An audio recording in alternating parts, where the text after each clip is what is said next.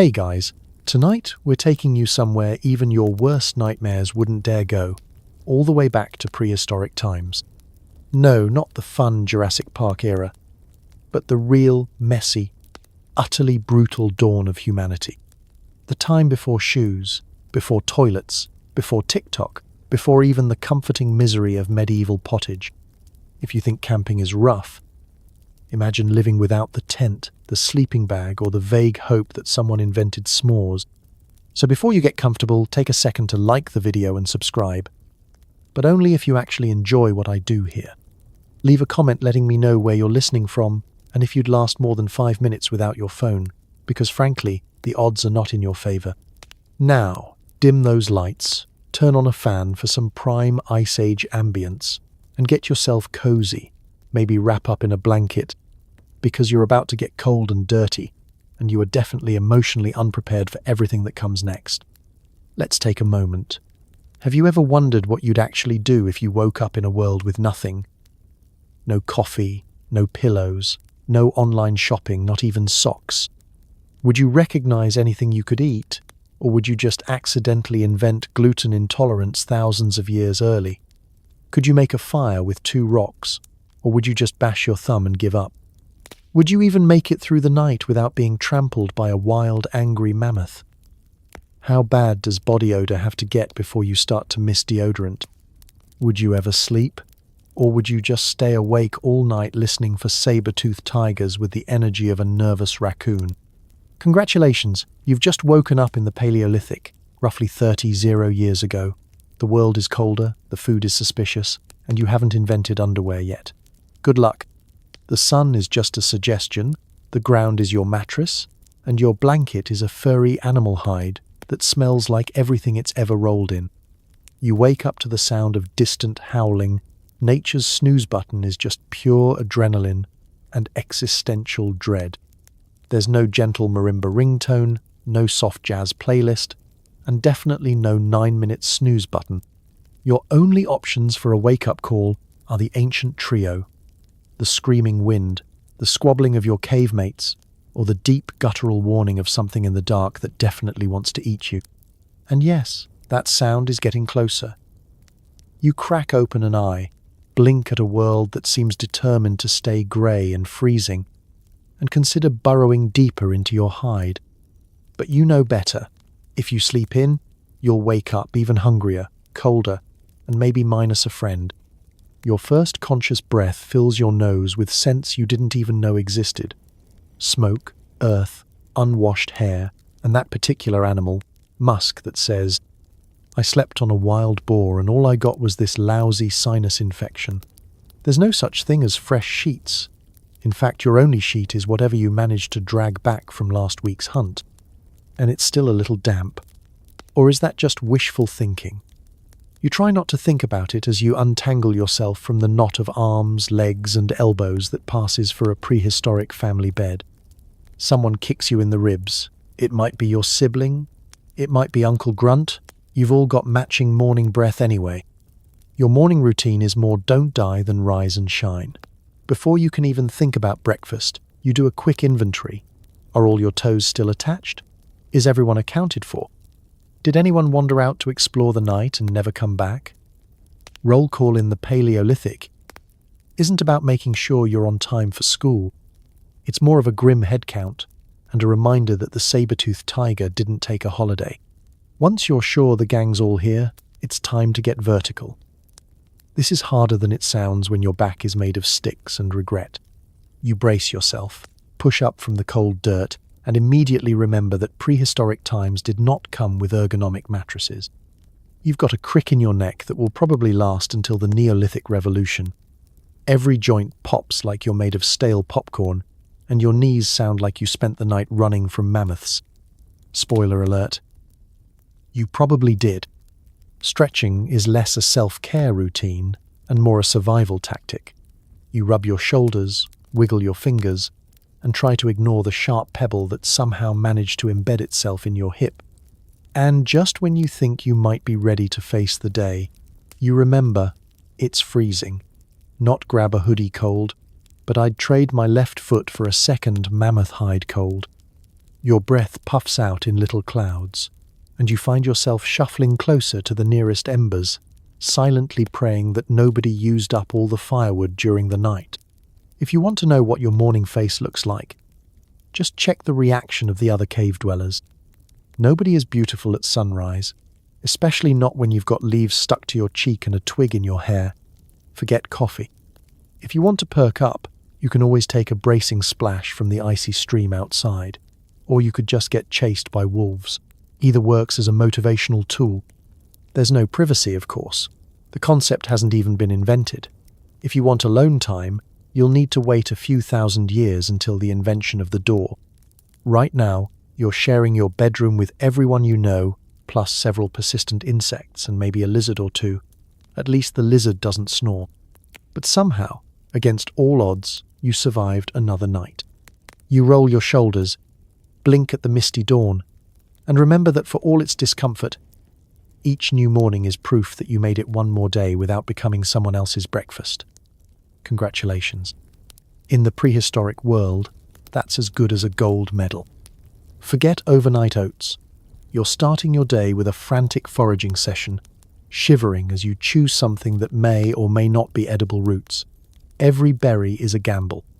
Every meal is a potential episode of prehistoric fear factor. In the modern world, breakfast is a gentle promise. Orange juice, toast, maybe a little yogurt if you're feeling fancy. In the Paleolithic, breakfast is more like a mandatory obstacle course with bonus points for not dying. You don't have a kitchen, you don't have a fridge. You don't even have a word for brunch. And if you did, it would just be the sound you make when you accidentally eat a bug. You start with the easy option, foraging. This means crawling through underbrush, eyes peeled for anything vaguely edible. Berries? Maybe. Mushrooms? Maybe not, unless you're in the mood for a 3-day psychedelic nap you may never wake up from. If you're lucky, you find some roots you recognize. If you're less lucky, you just found next week's stomachache. There's no food pyramid here. The only rule is, eat it before something else does. That could mean the local wild boars, a flock of very aggressive geese, or your own cousin, who is absolutely not above stealing your best acorn stash the second you look away. Sharing is not caring. Sharing is how you end up hungry. Some mornings, the group gets ambitious. That's code for, let's try to hunt something bigger than a cricket. Suddenly, you and your relatives are creeping through the dawn, holding sticks and rocks, trying to look brave. Your quarry? A rabbit, if you're feeling optimistic. A mammoth, if you're feeling delusional. Most days, you end up with nothing but mud on your knees and a healthy respect for how fast animals run when they see a hungry human with a rock.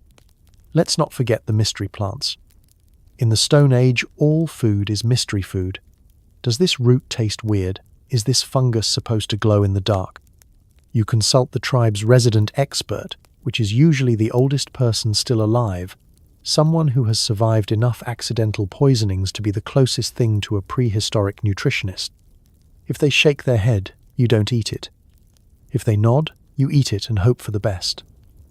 Sometimes they shrug, which is not reassuring.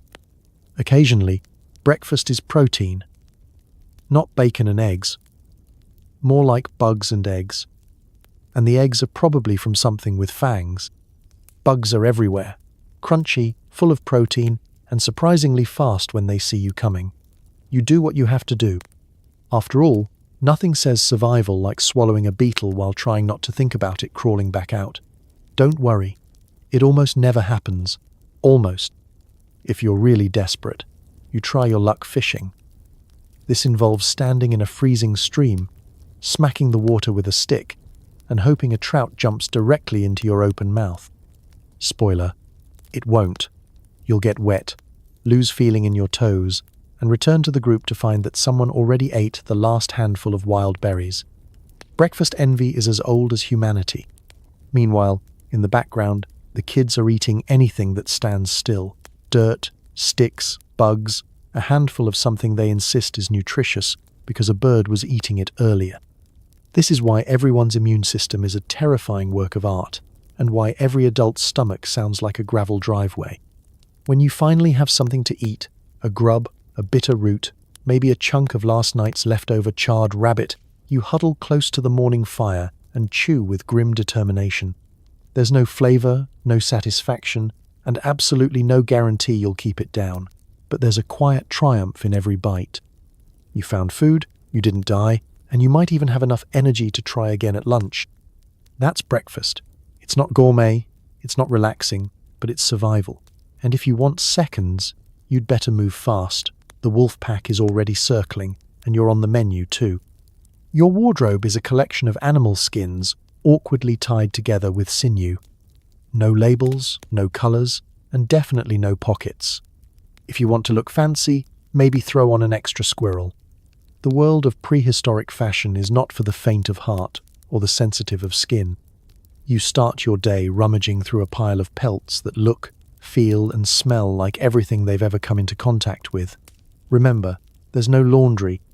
You just rotate hides. And if you're lucky, today's isn't still damp from last night's rain or mystery fluids you'd rather not investigate. Forget about outfits. There are no morning decisions about business casual versus athleisure. Your only decision is which bit of animal hide will itch the least and which one has the fewest suspicious stains. There's no such thing as a wardrobe malfunction. If your tunic unravels in the middle of the day, you just cinch it tighter, tie a new knot, or grab the nearest strip of bark and call it prehistoric chic. Accessories? Oh, you have accessories. Bone beads, bird feathers, a stray claw or two. If it was shiny, sharp, or dropped off a passing creature, it's fair game. And every bit has a story, usually along the lines of, I found this in the dirt after a wolf sneezed on it. If you're lucky enough to find amber, you'll wear it proudly, even if it's stuck to your hair and makes you look like you lost a fight with a sapling. Dressing is a team sport. You can't tie knots on your back by yourself, so you and your cave mates grunt instructions, argue about who gets the good hide, and occasionally end up in a communal tangle of elbows, fur, and prehistoric body odor. Privacy is a luxury for the distant future. For now, you're just trying to keep warm and not accidentally expose yourself to a passing herd of aurochs. There's a real risk factor too. If your favorite pelt gets wet, it's going to freeze stiff overnight, turning your cloak into a prehistoric tortilla chip by morning. If you're unlucky enough to rip a hole in your main tunic, you either patch it with more sinew and whatever's handy, or you invent the world's first crop top. Fashion trends move fast in prehistory, mainly because clothing is literally disintegrating as you wear it. Shoes? If only. Most days, you go barefoot, your feet toughened by years of abuse from rocks, thorns, and the occasional angry crab. If you're lucky, or high status, you might have a set of rudimentary sandals, basically slabs of bark or scraps of hide, tied with gut string, guaranteed to fall apart at the worst possible moment. Arch support is something your descendants will dream about. Still, dressing isn't just about survival. Sometimes there's a social aspect. You might stick a flower behind your ear to impress someone, or drape yourself in your freshest, least mouldy pelt for a big meeting with the next cave over. Maybe today's the day you finally add that squirrel tail you've been saving to your belt. Nothing says I'm thriving like accessorizing with roadkill. There's also a deeply practical side to all this. Your jacket is also your blanket, your raincoat, and your pillow. Your belt is just a really long strip of hide that sometimes doubles as a tourniquet or, in emergencies, a makeshift leash for your most wayward child. You don't change for dinner. You just add more layers until you can barely move. Some nights you huddle by the fire, scratching at the seams and wondering how many fleas you've acquired. In this world, everyone's itchy, everyone's smelly, and everyone's just trying to stay one step ahead of frostbite and embarrassment. Congratulations. You're dressed for success, prehistoric edition. No one is judging your style because everyone looks equally ridiculous. And if your outfit does fall apart during the day, you just shrug, laugh, and declare it a new trend. Who knows? Maybe in a few thousand years, people will call it vintage. You're washing yourself in the nearest freezing stream, but honestly, the mud just becomes part of your look. Body odor is the least of your problems. You're aiming for slightly less crusty than yesterday. Welcome to the golden age of good enough. Your daily spa routine consists of dunking your limbs in ice-cold water while trying not to yelp loud enough to attract the attention of the local wildlife. There are no towels, no loofahs, and absolutely no essential oils, unless you count the natural blend of pine needles and unidentifiable pond scum now stuck behind your ear. Soap? Never heard of her. Your ancestors haven't gotten around to inventing it yet, so you improvise. Maybe you scrub with sand, or with that scratchy moss everyone keeps swearing works wonders. There's always the option to just let the rain do the job. But standing outside naked during a downpour is more of a last resort. And even then, you're more likely to catch a chill than achieve that squeaky clean feeling. If you think mud masks are all the rage now, just wait until you see what prehistory has to offer. You are mud. Inside, outside, in every crevice. After a good wash, you mostly look like you lost a wrestling match with a swamp, and then gave up halfway through. Dirt isn't just accepted, it's basically a protective layer. Some say it even keeps the bugs away. You tell yourself this as you pick a beetle out of your hair for the third time this morning. Bathing is a public affair, and privacy isn't even a concept yet. If you find a nice pool of water, odds are you're sharing it with several cousins, a handful of children, and whatever animals wandered by. There's no such thing as me time. If you want a peaceful bath, you'd better invent it, trademark it, and hope the saber-toothed tigers respect intellectual property. Let's not forget about your signature scent. Today, it's eau de wood smoke, mixed with just a hint of I slept next to a pile of rotting leaves. The constant fires that keep you alive have the added benefit of turning you into a walking smoked ham. The good news? Most predators don't like the smell. The bad news? Neither does anyone else. If you ever wonder what you smell like, just watch people's faces when you walk downwind. Hair care is equally innovative. Forget shampoo, conditioner, or even scissors. Your haircut comes from a sharp rock, a distracted cousin, or an unfortunate encounter with a low-hanging branch. You untangle your hair with fingers and luck, and sometimes you just give up and let the knots win. Dreadlocks aren't a style, they're an inevitability. Dental hygiene is also a group project in futility. You don't brush your teeth because you don't have a brush, or even a word for plaque. The best you can hope for is a quick rinse with stream water and maybe chewing on a fibrous stick. Your breath? A mix of last night's fire-charred mammoth and whatever root you tried to eat this morning. Dental appointments are reserved for when a tooth falls out, and even then, the usual treatment is to throw it into the bushes and hope for the best. As for body hair, you're all natural all the time. There's no shaving, waxing, or tweezing, just a slow evolution into a vaguely fuzzy cave dweller. If you get too itchy, you can always roll around in the grass and hope for the best. That, or ask someone to help pick the bugs out. Lice are more common than friends, and a good nitpicking session is practically a bonding ritual. By the end of the day, you've sweated through 3 layers of fur, fallen in a mud puddle, and singed your eyebrows trying to start a fire. Somehow, against all odds, you're still cleaner than you were yesterday, or at least you smell less like burnt mammoth. In the end, personal hygiene is just a moving target, and everyone's aiming for not actively growing moss. It's a low bar, but it's yours. Need some warmth? You and your fellow cave dwellers are huddled around a pile of sticks, grunting at flintstones like they just insulted your mother. Sometimes it works. Mostly it doesn't. Fire is the original miracle. It's your heater, your stove, your security system, and your only hope of eating something that doesn't try to crawl away mid-meal. But getting a fire started in the prehistoric world is less science, more relentless trial and error, mixed with the kind of optimism that only comes from never having experienced a microwave. First, you gather dry sticks, which, let's be honest, are never really dry. They're just the least damp items you can find after a night of rain, fog, or a nearby mammoth deciding to stomp through your woodpile. If you're lucky, you find a handful of twigs, some leaves, and a generous supply of grass that may or may not be slightly moldy. It doesn't matter. If it can catch a spark, it's going in the pile. Next comes the ancient, sacred tradition of flint knapping, or as it's known in your community, hitting two rocks together until someone gets frustrated and eats the kindling out of spite.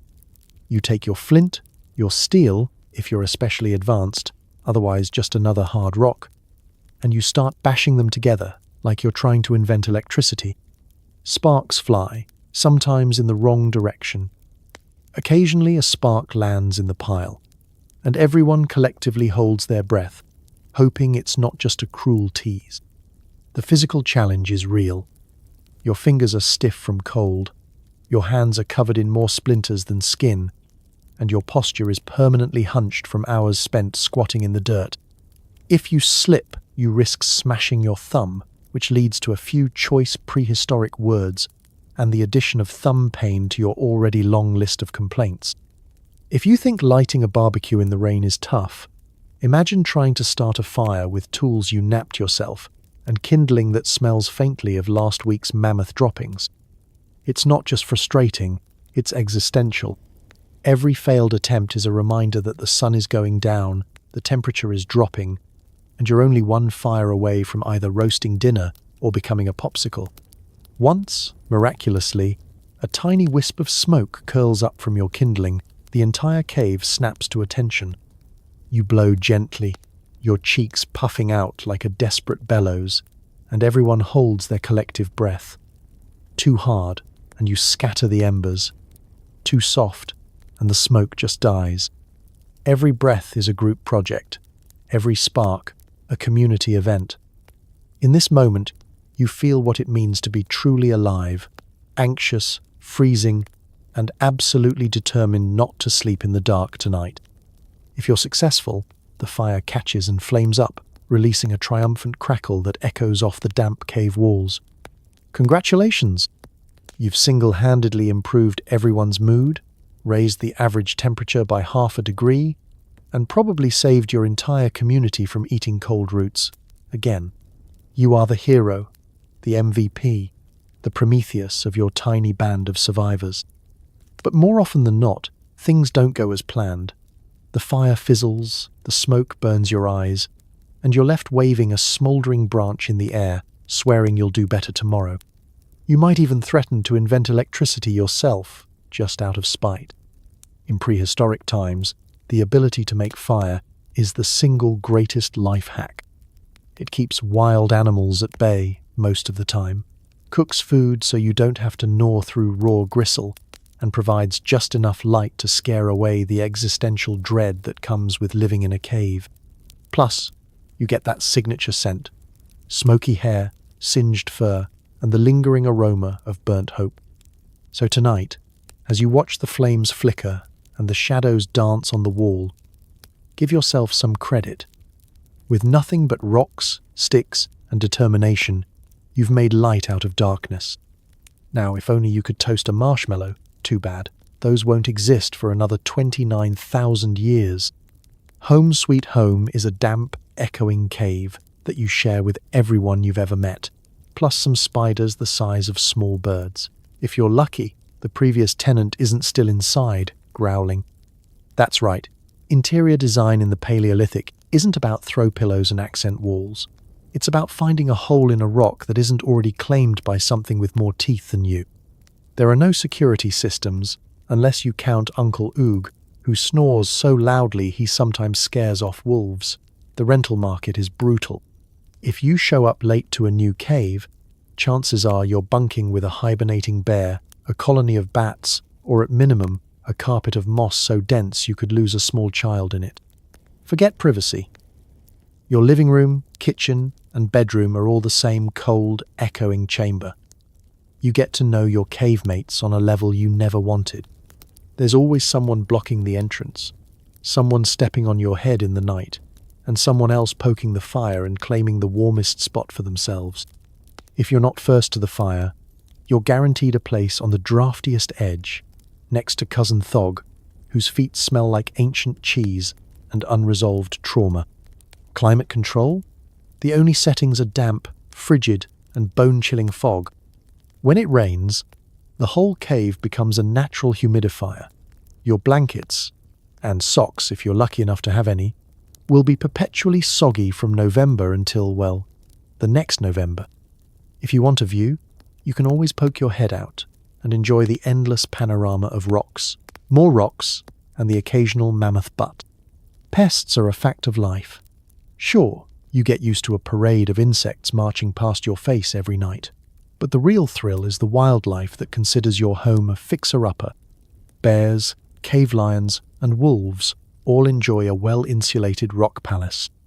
Sometimes you find evidence of their last meal still in the corner: bones, tufts of fur, maybe a half-digested reindeer leg, if you're into that sort of decor. Cleaning? Good luck. Sweeping out your cave means waving a stick around and hoping the spiders get the hint. Any actual dirt or dust just joins the permanent layer of prehistoric grime that coats every surface. Over time, your home becomes a cozy mix of ash from the fire, bits of hair, and mysterious goo tracked in from outside. If you have children, their favorite hobby is picking up random objects, stones, beetles, ancient teeth, and leaving them in communal sleeping areas as a sort of Stone Age art installation. Furnishings are strictly DIY. Want a chair? Carve it from a boulder or pile up some sticks. Beds are made from whatever you can scavenge: animal hides, leaves, and the warmest bodies you can lure close. There's no such thing as firm or soft, just not directly on rock and rock. If you're feeling creative, maybe you hang a mammoth tusk from the wall, or scratch a few stick-figure animals onto the stone. Congratulations! You've just invented cave art and home decor in one go. Neighborhood complaints? You'd better take it up with the next band over, who will almost certainly respond by throwing rocks or politely suggesting you find your own cave. Boundaries are marked by scent, noise, and the occasional painted handprint. If your fire smoke drifts into a neighbor's territory, expect a strongly worded grunt and perhaps a midnight raid on your stash of edible roots. But even with the crowding, the chill, and the occasional need to chase out a bear, there's something comforting about sharing a space with your whole clan. At the end of the day, everyone huddles together, fire crackling, and for a brief moment, the cave feels safe. Maybe it's not much, but it's home. And if you're lucky, you'll make it through another night with only a mild case of hypothermia and a spider in your hair. You think sharing a bathroom is rough? Try sharing your living space with 15 relatives, all of whom snore, steal your only blanket, and haven't invented boundaries. Lice are the only thing thriving here. Personal space? That's a luxury for the far future. Right now, the closest you're getting is maybe a 3-inch buffer, if the nearest toddler is distracted by a shiny rock. Every night is a new adventure in group snuggling, as you, your parents, siblings, cousins, grandparents, and at least 2 mysterious uncles you don't remember meeting all pile together in one big, shivering heap. Privacy means rolling over and putting your back to the group, assuming your cousin Thrag isn't already using your shoulder as a drool pillow. No walls, no doors, just a continuous ocean of humanity, body heat, and awkward limbs. If you're feeling chilly, you move closer. If you're feeling too warm, congratulations, you've fallen asleep and are probably dreaming, because there's no such thing as too warm in a Stone Age cave. Nighttime is all about survival, sharing warmth, fending off drafts, and listening to the endless chorus of prehistoric sleep sounds, grumbling stomachs, stifled coughs, and the world's original surround sound snoring. Let's talk about bedtime rituals. Instead of a soothing lullaby or a cup of chamomile tea, you're treated to the delicate symphony of Grandmother Grog's nose whistle, 3 children fighting over the only unchewed corner of a fur blanket, and the occasional sleep-muttered complaint about whose feet just invaded someone's ribcage. If you thought your roommate's Spotify playlist was bad, try drifting off to the sound of your cousin's digestive tract echoing off cave walls. Of course, sleep is only one part of communal living. Daytime is somehow louder. 15 people all waking up at once is a spectacle of squabbling, elbowing, and mad scrambles for the nearest patch of sunlight. Nobody has a morning routine. Everyone just staggers upright, gropes for something edible, and begins a day-long game of whose stuff is this and why does it smell like a dead mouse. Disputes are constant. Whose turn is it to feed the fire? Who left a fish head in the sleeping area? Why is there a pile of snail shells under Grandpa's sleeping mat? Most arguments are resolved by grunting, pointing, or the always popular method. Whoever yells loudest wins. If you want peace and quiet, you'd better invent headphones. And then there are the lice. Oh, the lice. In prehistoric times, these little freeloaders are practically family. They're everywhere. Scalps, furs, blankets, that one weird patch of moss everyone keeps insisting is clean. If you need a bonding activity, nothing brings the group together like a good old-fashioned nitpicking session by the fire. You haven't lived until you've watched your entire extended family combing each other's hair, making casual conversation about yesterday's hunt, and flicking little jumping insects into the flames. Personal belongings are another challenge. There are no shelves, no closets, no hope of keeping your squirrel skin pouch safe from sticky fingers. If you treasure something, you sleep with it clutched to your chest, or risk it vanishing into the collective mess. Communal living means everything is shared, usually without asking, and sometimes without even knowing you had it in the first place. And yet, there's an odd comfort to it all. Sure, the smell is legendary, a pungent cocktail of unwashed bodies, smoked meat and mystery, but you get used to it. Eventually, you stop noticing, or you develop the kind of nose blindness that only comes from living in close proximity to 15 other people and a rotating cast of wild animals. At the end of the day, you may be itchy, sleep-deprived, and wondering if that spot on your arm is a bug bite or just the beginning of another thrilling rash. But at least you're not alone. In the Stone Age, family isn't just support, it's insulation. And if you're lucky, you might even wake up tomorrow with the blanket still mostly on your side. No central heating, just an endless game of musical furs and whoever sits closest to the fire. Every night is a test of how many people can huddle together before someone gets suffocated by an armpit. In the modern world, keeping warm is as easy as turning up the thermostat, microwaving a mug of cocoa, and maybe, if you're feeling wild, putting on a pair of fuzzy socks. In the Stone Age, the concept of warmth is a full-time occupation, somewhere between Olympic sport and organized wrestling. You don't just get warm, you fight for it, tooth and, usually dirty, nail. First, you need fire, but fire is temperamental. It's needy, fickle, and the closest thing to a household pet you'll have until the dog is domesticated, another several thousand years from now. Someone always has to tend it, feeding it twigs, blowing on it, and glaring at it like a disappointed parent. Let it go out, and you might as well start chiseling your own ice tomb. Relighting it means the entire group will spend the next hour in communal panic, bashing rocks together, muttering about whose fault it is, and trying not to freeze in the process. Then come the furs. There's no such thing as too many layers. If you want to survive, you pile on everything that once walked, crawled, or slithered, even if it smells like a long-lost cousin. Animal hides are currency. If you're especially lucky, maybe you've got a mammoth pelt, which is the prehistoric equivalent of winning the lottery and investing it all in luxury bedding. If you're less lucky, you make do with a patchwork of rabbit skins and the resigned acceptance that frostbite is just a part of life. Huddling is essential. There's a delicate social calculus involved. The fire is warmest in the center, but getting there means elbowing your way through a maze of relatives, all wrapped in their own ragged furs. Space is precious, and everyone's negotiating for prime seating. Some people are champions at sneaking closer while pretending not to.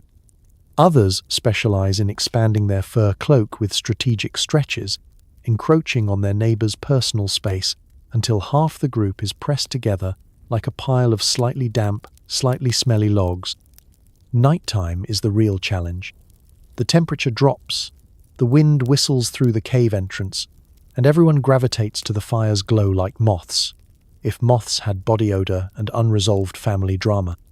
If you're not careful, You'll wake up sandwiched between two cousins, one of whom is drooling and the other who hasn't figured out that sharing does not mean monopolizing the only dry hide.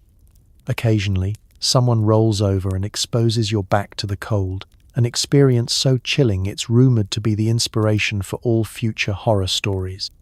Falling asleep is an exercise in contortion, wrapping your legs around any available warmth, and bracing for the inevitable moment when a child or small animal worms its way into the pile. If you're tall, your feet stick out. If you're short, you're smothered. If you're the family heater, expect to wake up under a heap of relatives who are only pretending to love you for your personality. And still, you shiver. There's always a draft, always a wet spot, and always that one spot on your ankle that feels colder than the rest of your body. Blankets are a shared commodity, and if you lose the edge, you spend the night plotting your slow, careful crawl back to warmth. But somehow, as the embers glow and the cave breathes with the snores of your clan, you make it. Every night is a victory over the elements, a collective triumph of teamwork, stubbornness, and the refusal to freeze quietly in the dark. Tomorrow, you'll wake up stiff, tired, and possibly sporting a few new frostbitten patches. But for now, you're warm enough, anyway, to survive another day. You hunted a wild boar? Congratulations, now eat it, fast. There's no fridge, no salt, and nothing stands between you and starvation except your ability to gnaw through gristle before the hyenas arrive. Forget leftovers. In the Paleolithic, the concept of saving some for later is both dangerous and, frankly, hilarious. Food preservation is not a thing, it's a fantasy. You either eat it now, share it, or watch as the local wildlife thanks you for your donation to their midnight buffet. If you've ever wrapped up a sandwich and popped it in the fridge, please take a moment to thank every ancestor who watched a week's worth of hard-won calories get stolen by something with more legs than manners. Once the hunt is over, the real race begins, not just against hunger, but against the clock, the flies, and every set of eyes watching from the shadows. While you and your clan drag your hard-earned meal back to camp, a crowd is already gathering. Crows, wolves, insects, and that one cousin who never helps but always seems to show up when the meat is ready. Dinner is a group project, and the group includes everyone who can run faster than the smell travels. First, there's the initial feast. The fire is roaring, every mouth is watering, and social niceties are out the window. There's no etiquette, just a frenzied free-for-all as you tear off chunks of meat and burn your fingers on whatever comes out of the flames first. Bones crack, grease flies, and the only seasoning is a dash of smoke and a sprinkle of dirt. It's less family dinner, more competitive eating with bonus gnawing. You'd love to save some for tomorrow, but good luck. The rules of prehistoric food storage are simple. If it's edible, it's disappearing.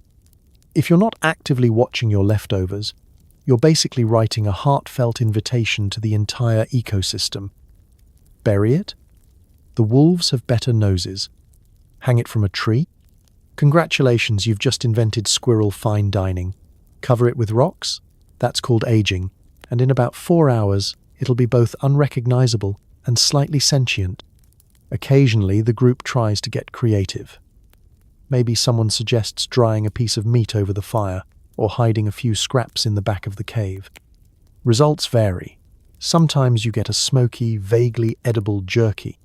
Other times, you get a new type of mold, a mysterious rash, and an emergency consultation with the local medicine person, whose main advice is, maybe don't do that again. As the sun sets, the leftovers attract more than just family. The smells waft out into the night, inviting every opportunist for miles around. You find yourself fending off hyenas, foxes, and the world's most persistent bugs, all determined to crash your party. Sleeping with one eye open is less a precaution and more a requirement, especially if you're the one sleeping closest to what's left of the carcass. Waste is inevitable. Despite your best efforts, some food will spoil, rot, or crawl away under its own power. The cave begins to smell like a questionable science experiment, and there's always the risk that the youngest children, or the bravest adults, will try eating whatever's left behind, consequences be damned. Modern food safety guidelines? Not invented. You eat what you can, while you can, and try not to think about how long it's been since the meat stopped moving. Upset stomachs are just a part of life. On the plus side, it builds character, or at least a very strong gut. So next time you grumble about leftovers crowding your fridge, remember, in the Stone Age, there was no later. There was only right now, right here, and a fast-moving hyena with plans for your lunch. Bathroom breaks are wherever you happen to be standing. The world is your toilet, and privacy is a concept you won't discover for another several millennia. Forget everything you know about restrooms. In the Paleolithic, there is no porcelain throne, no scented candle, no lock on the door. If you feel nature calling, you just go. It doesn't matter if you're in the middle of a hunt, a family meeting, or a very intense argument about who finished the last of the roasted roots. When it's time, it's time. You simply shuffle a few paces away from the group, crouch behind the nearest bush, rock, or mammoth femur, and let gravity and humility do their thing. You might think this all sounds liberating. No lines, no out-of-order signs, no desperate search for spare change because someone decided public bathrooms should be coin-operated. But there's a catch. Everybody else has the same idea. And with 15 relatives, a rotating cast of neighbors, and at least one hungry wolf always lurking nearby, your odds of finding true privacy are about the same as your odds of inventing toilet paper before breakfast. The real Stone Age skill isn't just doing your business, it's knowing where not to do your business. Seasoned foragers know to steer clear of the family bathroom bush, which has been overused since last winter and is now basically off-limits. Picking a new spot is a delicate art, far enough away to avoid a crowd, but not so far that you end up starring in a wildlife documentary called Human Prey. The squatting years. And then there's the weather. Winter adds an extra level of urgency, as freezing wind bites at your exposed everything. Rain turns the ground to a muddy slip and slide, and summer brings a parade of biting insects determined to explore every nook and cranny. Toilet breaks are a full-body experience, requiring balance, speed, and nerves of steel. Cleanliness is, as you might imagine, mostly theoretical. There are no wipes, no paper, and no polite baskets of seashells. If you're feeling fancy, you might grab a handful of leaves, but those are a gamble. Choose poorly, and you'll be itching in places you can't reach for weeks. Moss is a classic, soft, absorbent, and only occasionally full of angry bugs. The boldest among you just go for the shake and walk method, which is exactly what it sounds like. Hands are rarely washed. Hygiene is more of a prayer than a practice. Location is important, but timing is everything. If you wait too long, you might have to sprint. Always an exciting prospect when you're dodging roots, rocks, and the judgmental eyes of your extended family. Go too early in the morning and risk stumbling through the fog straight into a slumbering wild animal. Go too late at night and you'll be serenaded by a choir of howling wolves. Middle of the day is safest, though you might end up providing a little unwanted entertainment for a flock of curious birds. Everyone keeps a mental map of the safe zones. Never behind the cave, never under the spiky tree, and absolutely never, under any circumstances, by the stream. Nobody wants to be known as the one who ruined the water supply, again. As for the social aspect, nobody talks about it. There's no small talk, no clever euphemisms, and definitely no "how's the weather" chit-chat. If you make eye contact with someone mid-squat, both of you will pretend it never happened. That's the unspoken code. So next time you step into a private bathroom, close a sturdy door, and bask in the glory of indoor plumbing, remember your distant ancestors. Brave, efficient, and just trying not to get bitten on the butt by a passing hedgehog. In the Stone Age, every day is a wild adventure, and every rest stop could be your last. There are no specialists here. You dig, you fetch, you make tools, you patch up wounds, and you chase after toddlers who keep trying to eat rocks. Rest is for the dead, or the soon-to-be. In the Paleolithic world, there's no such thing as "that's not my job."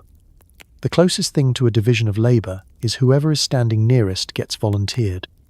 If you have two hands, or even just one and a stubborn attitude, you're on duty from the moment you crack open your gritty eyes until the sun drops behind the nearest mountain. And if you're a child old enough to toddle, congratulations. You're now responsible for something dangerous, sharp, or sticky. Every morning starts with a flurry of activity. The first to wake is usually whoever got the worst night's sleep, which is most of you. Before the fire burns out, someone is sent outside to scavenge for more wood, dodging dew, mud, and the occasional grumpy wildlife. Firewood is currency, and the penalty for bringing back anything damp is relentless mockery and a front-row seat to tonight's hypothermia. Meanwhile, the older kids are put to work right away. Fetching water from the nearest stream is an all-hands-on-deck project. Since carrying heavy, sloshing gourds while being pursued by biting insects is the world's first team-building exercise. If you spill a drop, expect to be sent right back, preferably with a lecture about when I was your age. We carried water uphill both ways. Back at camp, tool-making is a daily grind, literally. If you want a sharp rock, you'll be bashing stones together for hours, showering yourself in splinters and stone dust. Those who are particularly handy get to repair spear tips, retie sinew cords, and pretend they enjoy it when their neighbor offers helpful suggestions. If a tool breaks mid-hunt, it's not an inconvenience, it's a survival crisis. You'll see the whole group rally around a busted bone needle like it's a national emergency. Wound care is its own brand of excitement. Someone always manages to cut, scrape, or burn themselves before breakfast.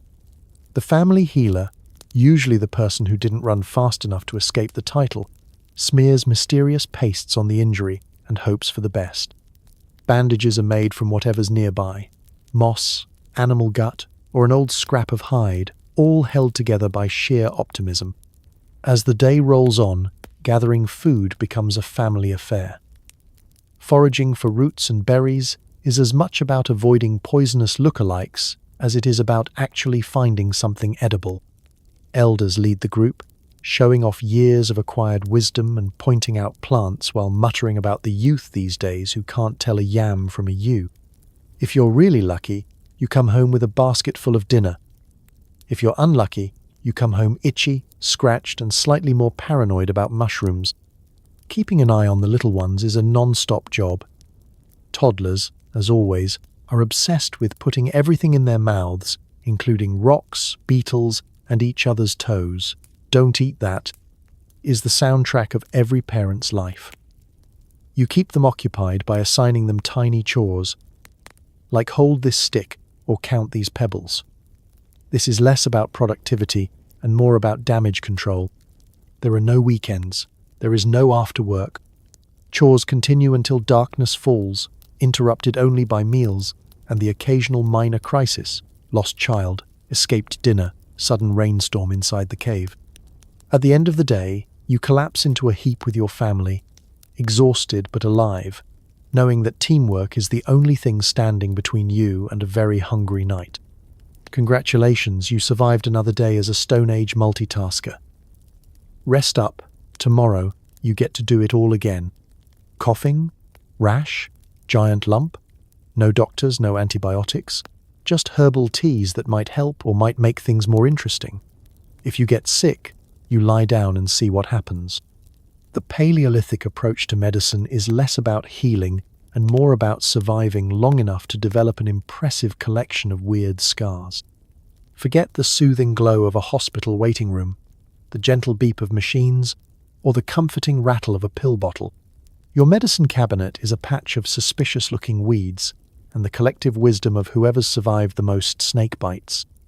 In this world, everyone's a doctor, and nobody really wants to be. Got a fever? That's just your body's way of purging bad spirits. Someone will mutter something about balancing your humours, though nobody's quite sure what a humour is. If you sneeze too much, Grandma insists it's because you've angered the cave spirits by forgetting to thank last night's mammoth. If you're lucky, the treatment is a hot drink made from bark, moss, or whatever's growing in the cracks of the cave. If you're less lucky, it's a cold poultice that smells like regret and old socks. Let's not forget injuries. You stub your toe and suddenly you're in a life or death drama. Wounds are rinsed with freezing water, if you're lucky, then packed with moss or chewed herbs, if you're brave, and bound up with a strip of animal hide that's seen better days. No anesthesia, just gritted teeth and someone to distract you with a story about the time Uncle Grug fought a bear and lost, but only a little bit. If you can still walk, congratulations, you're in charge of making soup for everyone else. Dental emergencies are a highlight. Got a toothache? The only solution is to yank it out with a rock and some determination, usually surrounded by a supportive but slightly squeamish audience. Afterward, everyone cheers and adds the tooth to the family collection. Tooth fairy? Not invented yet, but losing a tooth is still a rite of passage, assuming you survive the inevitable infection. Rashes, boils, and the mysterious spots that show up every spring are diagnosed with the world's first group consultation. The elders gather around, prod the affected area, and argue about whether it's deadly or just character building. Someone will suggest rolling in mud, others recommend smearing on animal fat, and at least one person proposes ignoring it until it goes away, or you do. Sometimes the sickness is more serious. Fevers burn, coughs linger, and the dreaded bad stomach claims another victim who risked eating the wrong mushroom. Rest is prescribed, but rest means lying on a chilly stone floor, wrapped in animal hides, and listening to everyone else loudly debate your prognosis. If you recover, you're a hero. If not, you become the cautionary tale for future generations. Don't eat red berries. Remember what happened to Oog. Contagion is a mystery, but everyone understands that when one person starts coughing, it won't be long before the whole group sounds like a dying herd of elk. The solution? Move your sleeping spot a little farther from the fire, hope for the best, and drink another round of mystery tea.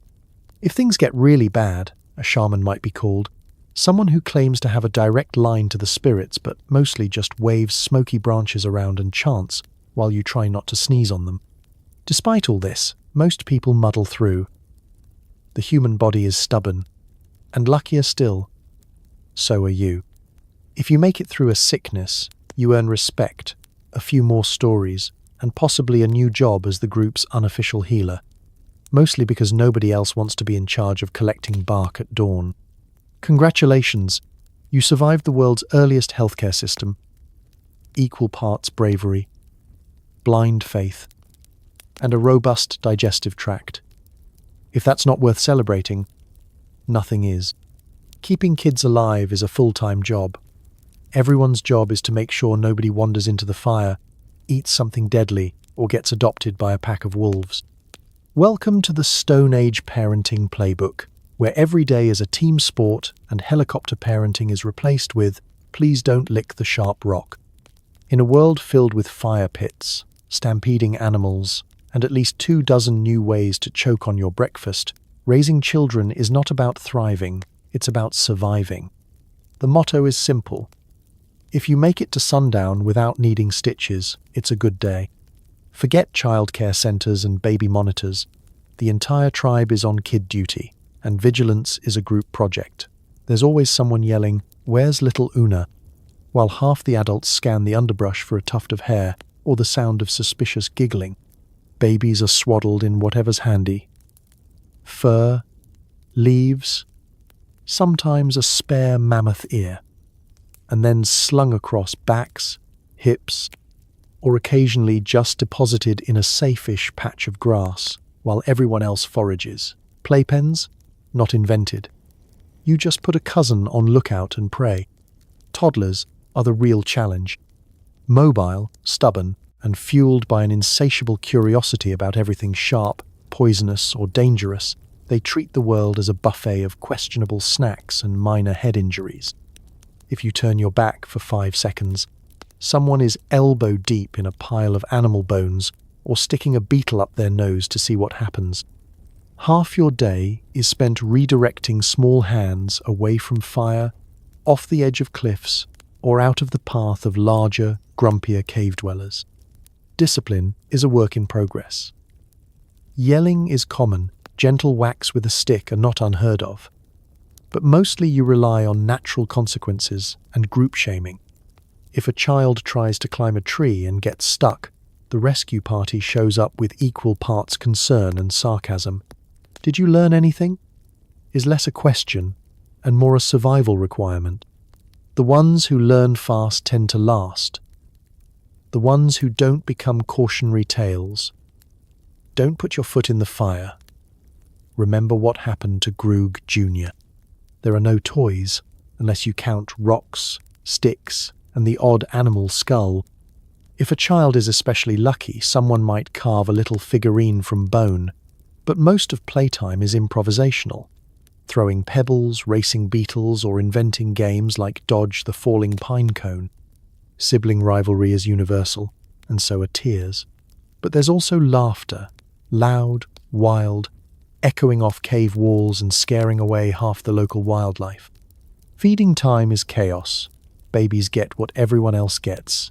A mouthful of mashed roots, a bit of chewed up meat, or if they're still nursing, a quick meal on the move. Older kids are expected to eat whatever's put in front of them, with no negotiation. Picky eating is not a thing. If you don't eat what's offered, someone else will. And hunger is the world's best motivator. Sickness and scrapes are constant. There's always at least one child with a runny nose, a mysterious rash, or a bruise from losing a wrestling match with a sibling, or a small animal. Parents swap remedies, a dab of mud here, some chewed herbs there, and lots of crossed fingers. If a child makes it to bedtime in one piece, the whole clan breathes a collective sigh of relief.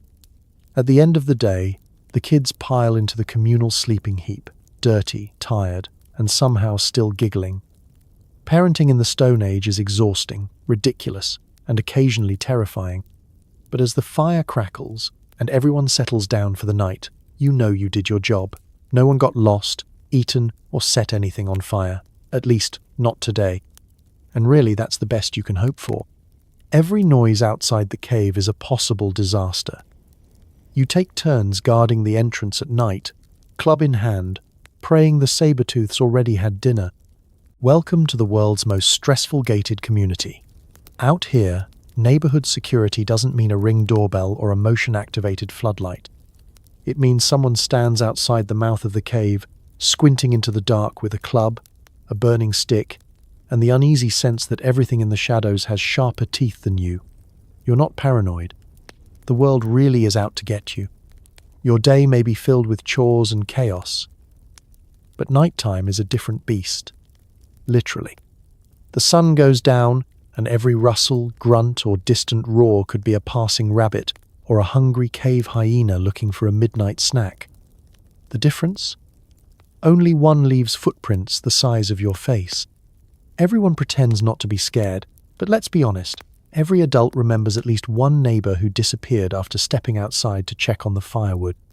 If you're on guard duty, you spend the hours between dusk and dawn, counting every second and nervously rearranging the defenses.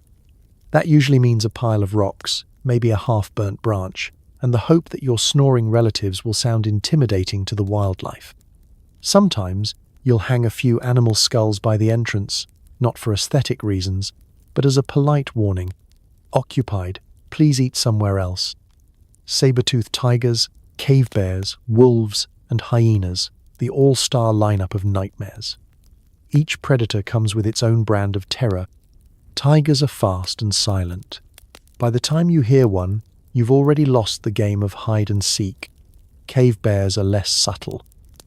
They announce their arrival by making the ground shake and filling the entrance with the distinct aroma of not enough room in here for both of us. Wolves and hyenas are smart, patient, and perfectly willing to wait until you fall asleep or wander a little too far from the fire. Most of the time, danger is just a low-level hum at the back of your mind. A subtle soundtrack of growls, distant screeches, and the scuttling of something you sincerely hope is just a really enthusiastic squirrel. You develop a sixth sense for trouble. If the birds go quiet, if the crickets stop, if the family dog, not yet domesticated, just an especially optimistic wolf, hides behind a rock, it's time to get everyone inside and start inventing prayers. The whole group follows an unspoken rule. Nobody goes out alone after dark, and nobody ignores the warning yells of the lookout. When someone spots glowing eyes in the brush, there's a flurry of activity. Kids are scooped up, the fire is stoked as high as it'll go, and everyone readies a weapon. Most of these weapons are blunt, homemade, and unlikely to impress anything with more brain cells than a turnip. But they're all you've got. Sometimes the predators get bold. A saber-tooth might stalk the edge of the firelight, sizing up the clan for the weakest member. A bear could amble right up to the entrance, snort, and then decide you're too much trouble or not enough meat. Every close call becomes tomorrow's cautionary tale, retold with added details to impress or terrify the children. And yet, despite the anxiety and the constant threat, you get through the night more often than not. Humans are stubborn, resourceful, and really good at sticking together when it counts. You develop watch shifts, clever alarms. The world's first tripwire was probably just a strategically placed stick, and a tradition of storytelling that keeps everyone awake until the fire burns low and the jungle chorus fades. When dawn finally breaks, the cave breathes a collective sigh of relief. If nobody's missing and the bones at the entrance are the same as last night's, it's a good morning. You stretch, yawn, and start preparing for another day, knowing that tonight the neighborhood watch will be back in action, club in hand, ready to stare down the darkness all over again. No swords, no bows, just whatever you can sharpen or swing. Your best defense against predators, rival humans, or that one uncle who always eats your share. Welcome to the prehistoric arsenal, where the hottest new technology is pointy stick, and your local arms dealer is just whoever found the biggest rock this morning. There's no blacksmith, no bronze, no instruction manual, just trial, error, and the guiding principle that anything can be a weapon if you're desperate enough. Your first and most important tool, the humble rock. Forget diamonds. Rocks are a cave dweller's best friend. Flat rocks for throwing, heavy rocks for smashing, sharp rocks for slicing, and small rocks for stuffing in a pouch and looking menacing. The real status symbol is the good rock, the one that fits your hand just right, has a wicked edge, and hasn't been stolen by your cousin for 3 days running. If you lose your favorite rock, that's a crisis on par with losing your phone in a modern airport. Next up, sticks. Not all sticks are created equal. You need sturdy, straight sticks for spears, thick, knobbly sticks for clubs, and long, flexible sticks for, well, whatever random project your local genius is working on. Sharpening a stick is a time-honored ritual, best done with your best rock and a lot of muttered encouragement. If you snap your spear mid-hunt, there's no backup. You just hope you can whittle a replacement before you're mistaken for dinner. Weapon making is a community activity. The entire family gathers around the fire to chip flint, compare injuries, and swap wild stories about the time Aunt Mog took down a wild boar with nothing but a jawbone and sheer rage. No one is a professional. Everyone is a critic. If your hand axe falls apart after one swing, you can expect an immediate round of helpful feedback from the peanut gallery, most of whom have never made anything sharper than their elbows. Maintenance is a constant headache. Blades dull, sticks split, and everything gets covered in a mysterious layer of dirt and sticky sap. Cleaning your weapons is as simple as bashing them on a rock, or wiping them on your fur tunic. Bonus, it keeps the lice guessing.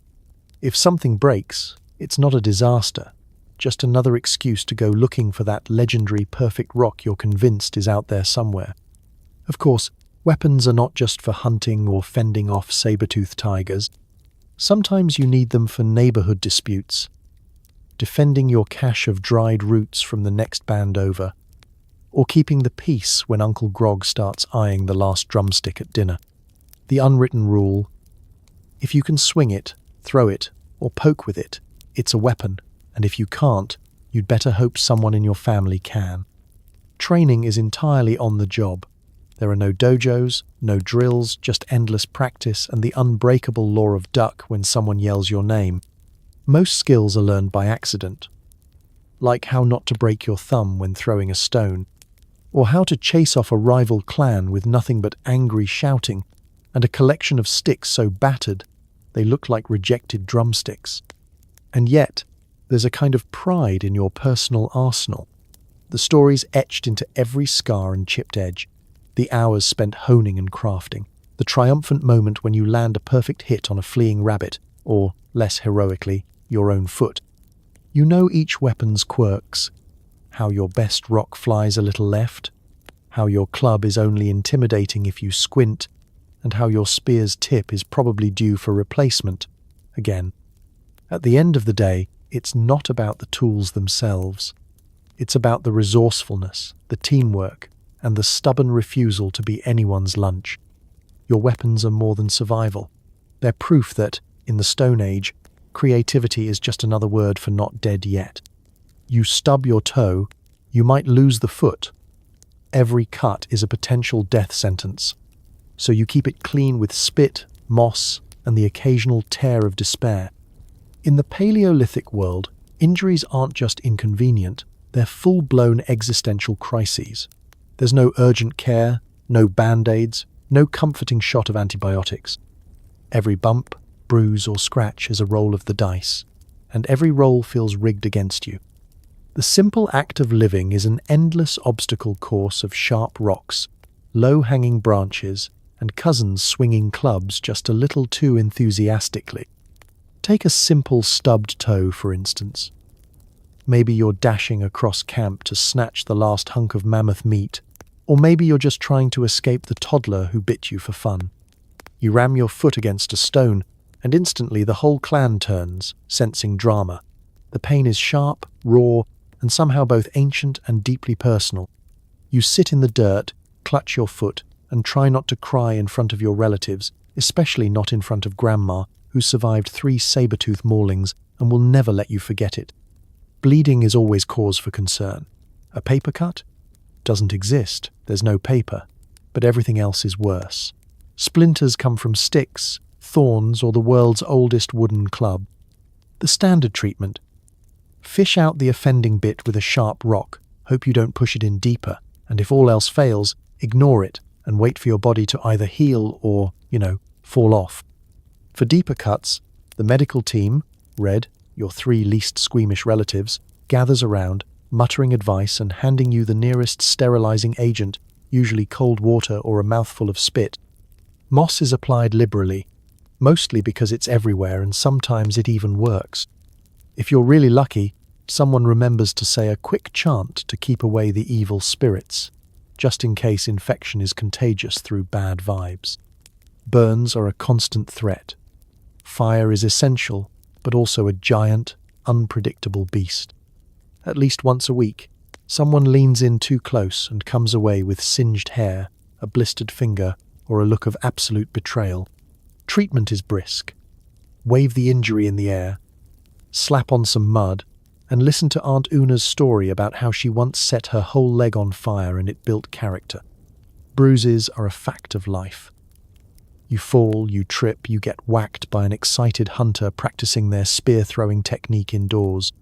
Swelling is treated with cold river stones, pressed firmly against the skin until numbness sets in, or you drop the rock on your other foot and double your troubles. Nobody expects sympathy. At best, you'll get a grunted walk it off, and a new nickname that sticks for life.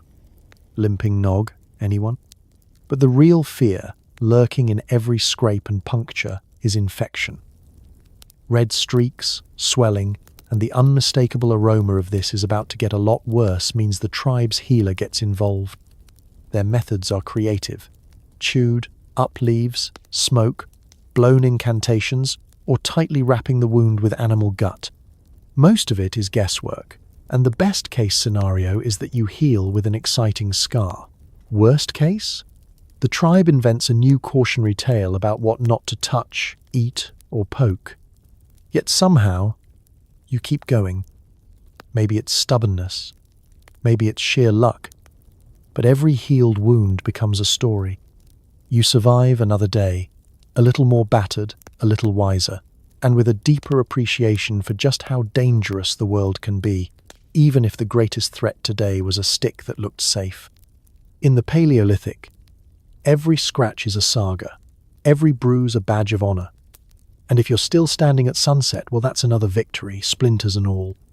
If you want to relax, you carve a mammoth onto a cave wall and pretend it's a big deal. Storytelling, rock music, literally banging rocks. And the original shadow puppets by firelight. Welcome to the original streaming service.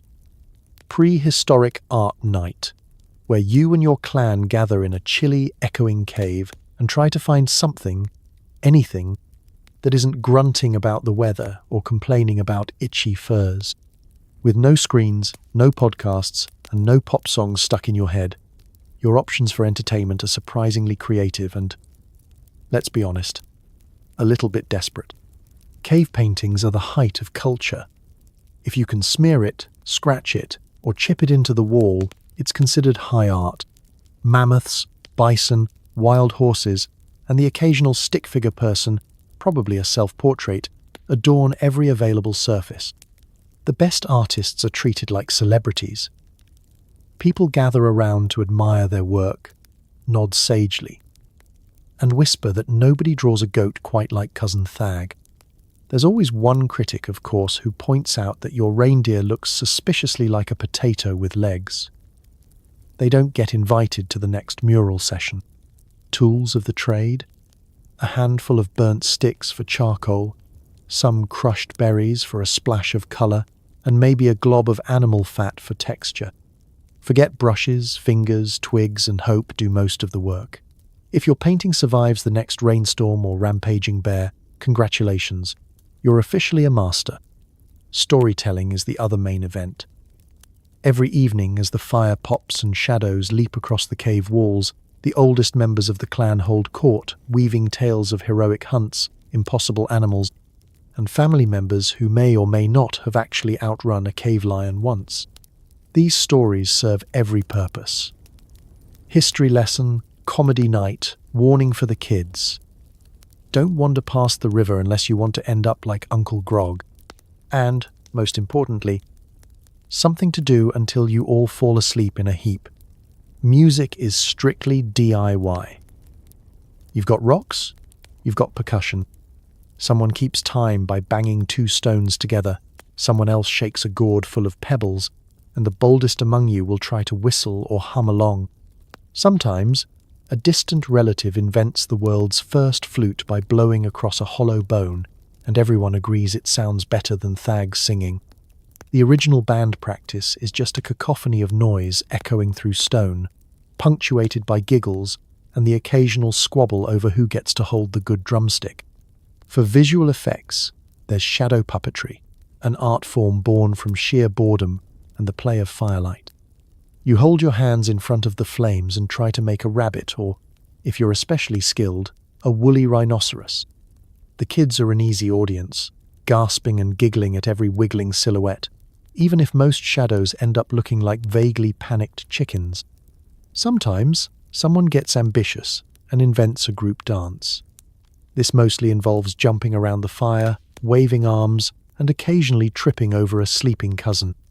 There's no choreography, just enthusiasm, and the only rule is not to set your hair on fire. If you do, it becomes an instant legend, retold for years as the night Thag danced so hard his head smoked. Practical jokes are big too. Whether it's sneaking a cold stone into someone's bed, or swapping out a favourite rock for a look-alike, humour keeps spirits up when the winter nights drag on. Laughter is medicine, if only because you don't have any other kind. When the fire burns low and eyelids get heavy, you gaze up at the flickering pictures and listen to the last story fade into the darkness. It's not a blockbuster movie or a chart-topping hit, but it's connection, imagination, and comfort. And for one more night in the prehistoric wilds, that's more than enough. Relationships are mostly about who doesn't smell the worst and who can share a hide without biting. Courtship is impressing someone by not dying in a hunt. Welcome to the world's first dating scene, the Stone Age, where the height of seduction is surviving until dusk, and the ultimate love letter is a freshly caught rabbit. Tinder hasn't been invented yet, but you've got the original swipe left. Just walk away from anyone who seems extra likely to attract predators. In this world, there are no moonlit walks, no heartfelt sonnets, and definitely no awkward first dates at trendy restaurants. Romance is practical, physical, and occasionally just a matter of proximity. If someone's snoring in the fur pile next to you and doesn't have visible lice, congratulations, you're halfway to a long-term commitment. The first step in any Stone Age romance is, naturally, not dying. Your best chance of getting noticed is returning from the hunt with all your limbs and maybe a little extra meat for the communal pot. A big catch is a public display of affection. Look at you, showing off your hunting prowess and, more importantly, your ability to keep everyone fed. Nothing says marriage material like handing over a charred but still slightly edible leg of wild boar. Of course, competition is fierce. There are more suitors than furs on a cold night, and everyone's putting their best foot, or at least their least injured foot, forward. Gifts are exchanged, but not the shiny jewelry or bouquets you might expect. Think more along the lines of particularly smooth rocks, especially decorative feathers, or a handful of slightly squished berries. If someone hands you their nicest seashell, it's serious. Flirting is its own adventure. In place of sweet words, you get meaningful grunts, a few shy glances, and maybe a demonstration of strength, like wrestling a log or hurling a rock slightly farther than anyone else. The bravest among you might attempt a song, usually a short, warbling hum, about the time you didn't get eaten by wolves. If your intended giggles, or at least doesn't walk away in horror, it's basically a love poem. Relationships move fast, mostly because life expectancy is not great and the world is full of saber-toothed tigers who don't care about your couple's drama. If things go well, you might find yourself invited to share a hide for the night. If things go really well, you'll be sharing that hide for many, many cold mornings, taking turns keeping the fire alive and arguing over whose turn it is to fetch water. Fights and breakups are mercifully brief. There's no time for lingering resentment. If you're mad at someone, you just glare for a bit, maybe throw a small rock, and then get distracted by the urgent need to keep a toddler from eating dirt. Romance counselors do not exist, unless you count the tribal elders, who are mostly there to offer advice like just don't die and bring back something useful next time. Even so, there are moments of tenderness. Maybe it's sharing a freshly picked berry, maybe it's sitting side by the fire, maybe it's the gentle act of picking lice out of each other's hair. Stone Age romance is nothing if not hands-on. Love isn't shouted from rooftops, too dangerous, but whispered in late-night giggles, quiet teamwork, and the act of making it through another day together. So the next time you light a candle or send a romantic text, remember your distant ancestors, who knew that sometimes the greatest gesture of all is simply being there, surviving together, and saving the last scrap of mammoth meat for someone special. Love may have changed, but in the end, it's always about finding that one person who doesn't mind the smell of your feet. Gossip spreads faster than wildfire. Who stole the good spear? Who keeps snoring? Why is Grandma hoarding all the edible roots? Every day is a new episode. Welcome to the original soap opera, prehistory style. There's no Facebook, no family group text, no Hoa newsletter. The only thing more reliable than the changing seasons is the daily flow of juicy caveside gossip, whispered over campfires and loudly debated while skinning something unfortunate. The prehistoric group chat isn't digital, it's just everyone talking at once and pretending not to listen. The drama starts early. As soon as the sun peeks over the horizon, someone is already grumbling about who took the good spot by the fire or which child tracked mud into the sleeping area. Suspicion is an art form. It doesn't take long for a minor dispute, say a missing rock with a particularly nice edge, to spiral into a full-blown saga involving half the clan and at least one very indignant chicken. Nothing escapes scrutiny. Who broke the water gourd? Why are there fresh bite marks on the communal bone club? And who exactly thought it was a good idea to let Cousin Grob be in charge of the fire last night? Each accusation is met with loud denials, wild finger-pointing, and the kind of elaborate alibis that would make a modern detective proud. I couldn't have eaten the last berry. I was outside talking to the spirits. Ask Grandma. And then there's the love life drama. If two cave dwellers start spending extra time together, you can bet the entire group will be watching, speculating, and offering unsolicited advice. Whispered rumors, knowing glances, and the occasional accidental interruption of a quiet moment, privacy is a myth. If things go sour, it's the talk of the cave for days. Who said what? Who stormed off? Did someone really throw a rabbit skull in a fit of jealousy? Every clan has its instigators. These are the ones who seem to know everyone's business before it happens, gathering news, embellishing stories, and spreading them with the enthusiasm of someone who hasn't had a nap in a week. The elders are usually the best at this. With nothing better to do than tend the fire and reminisce, they swap tales of past scandals, compare current squabbles, and keep score. Grandma's memory is ironclad. If you borrowed her fur and returned it dirty, she will bring it up every winter until you die. Occasionally, drama reaches a fever pitch and requires official intervention. This is usually handled by a council of the loudest adults who gather in a circle and settle disputes with stern looks, dramatic sighs, and the prehistoric version of let's all calm down, which is banging two rocks together until someone gives in. Apologies are rare, but truce offerings, like a particularly nice stick or a handful of fresh berries, go a long way. Of course, there are the chronic offenders. Someone is always hoarding extra food or claiming the softest sleeping spot night after night. When caught, their defense is usually, "I thought nobody wanted it," a line that's as old as time and just as believable.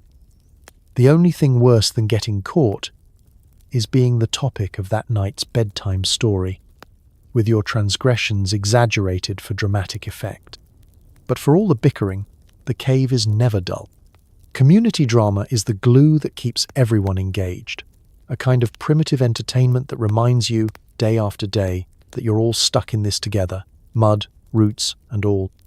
At the end of every episode, the clan comes together around the fire, sharing food, swapping stories, and forgiving, or at least forgetting the day's mischief. Tomorrow, it all starts again. Someone will steal the best seat, someone else will burn dinner, and the cycle of prehistoric gossip will continue, proving that even in the Stone Age, the real survival skill is keeping up with the drama. You endure endless winters, sudden floods, and weather so erratic it makes you nostalgic for climate change. Surviving the elements is half the job. Forget pumpkin spice lattes and cute sweaters. In the Stone Age, the changing seasons aren't just a background for Instagram posts, they're an existential threat. Every time the weather shifts, it brings a brand new set of creative ways for you and your fellow cave dwellers to suffer. Let's start with winter. The cold isn't just cold, it's the kind of soul-crushing, bone-shattering chill that makes you wonder if your ancestors accidentally settled on top of a glacier. You layer up with every animal hide you own, huddle around a fire that never seems quite big enough, and try to ignore the icicles forming on your eyebrows.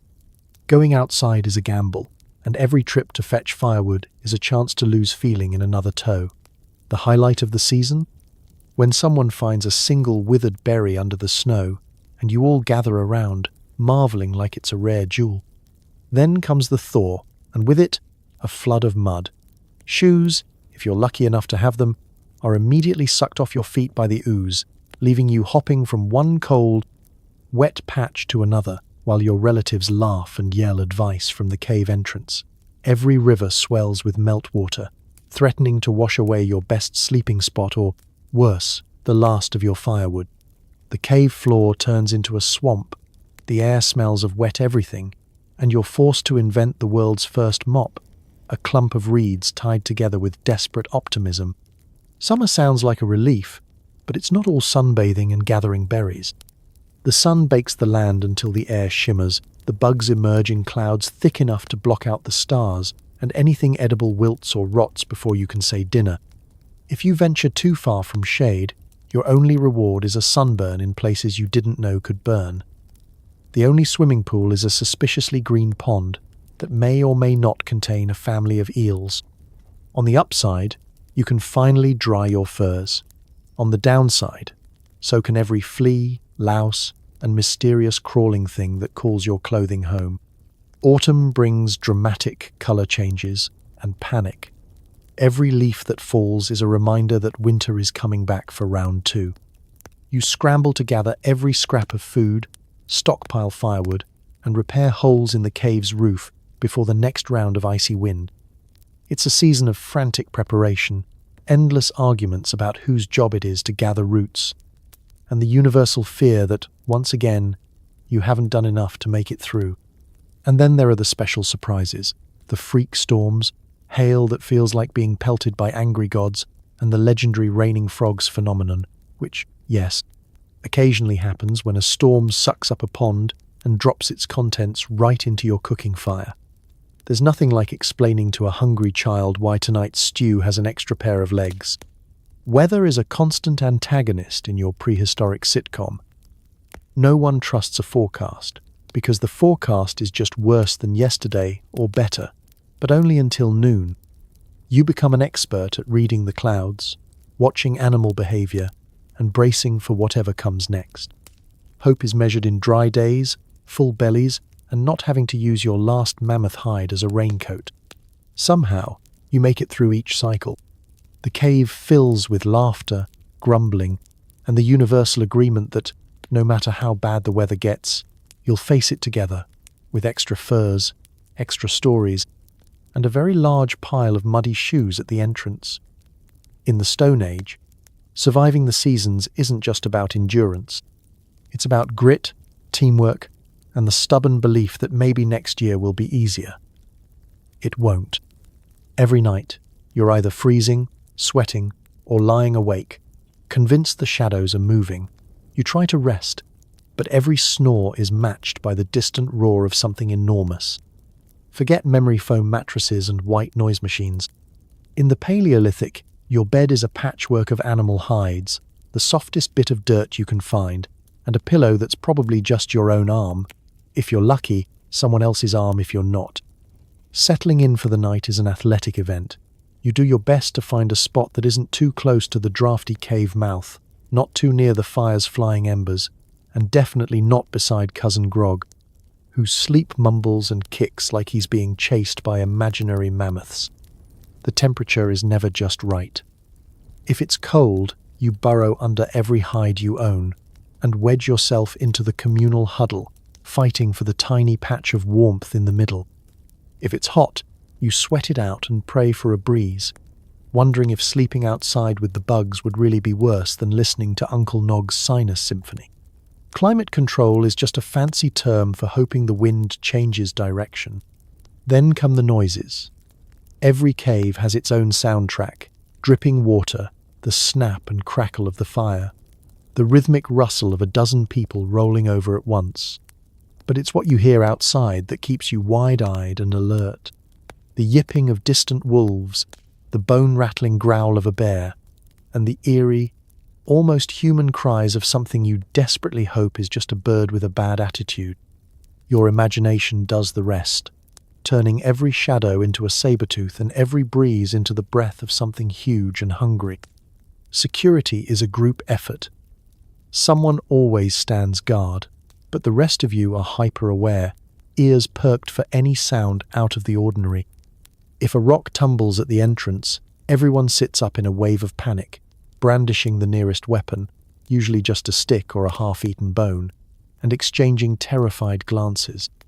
There are whispered arguments about who gets the best spot and who's on first watch, while the fire is fed with whatever will burn, sticks, fur scraps, sometimes that weird old basket nobody likes. Personal comfort is rare. Someone always snores, someone always hogs the best hide, and there's always one, who just can't fall asleep and insists on telling stories until the last ember fades. The cave echoes with a strange mix of contentment and underlying dread. the peace punctuated by every cough, sneeze, or involuntary foot in your face. If you get up to answer nature's call, you steel yourself for a sprint into the dark, every hair standing on end as you scan the blackness for glowing eyes. Insomnia is an ancient tradition. You lie awake, counting the breaths of your family, listening to the crackling fire, and hoping that the shadows stay outside where they belong. Some nights you drift off to the lullaby of a distant thunderstorm.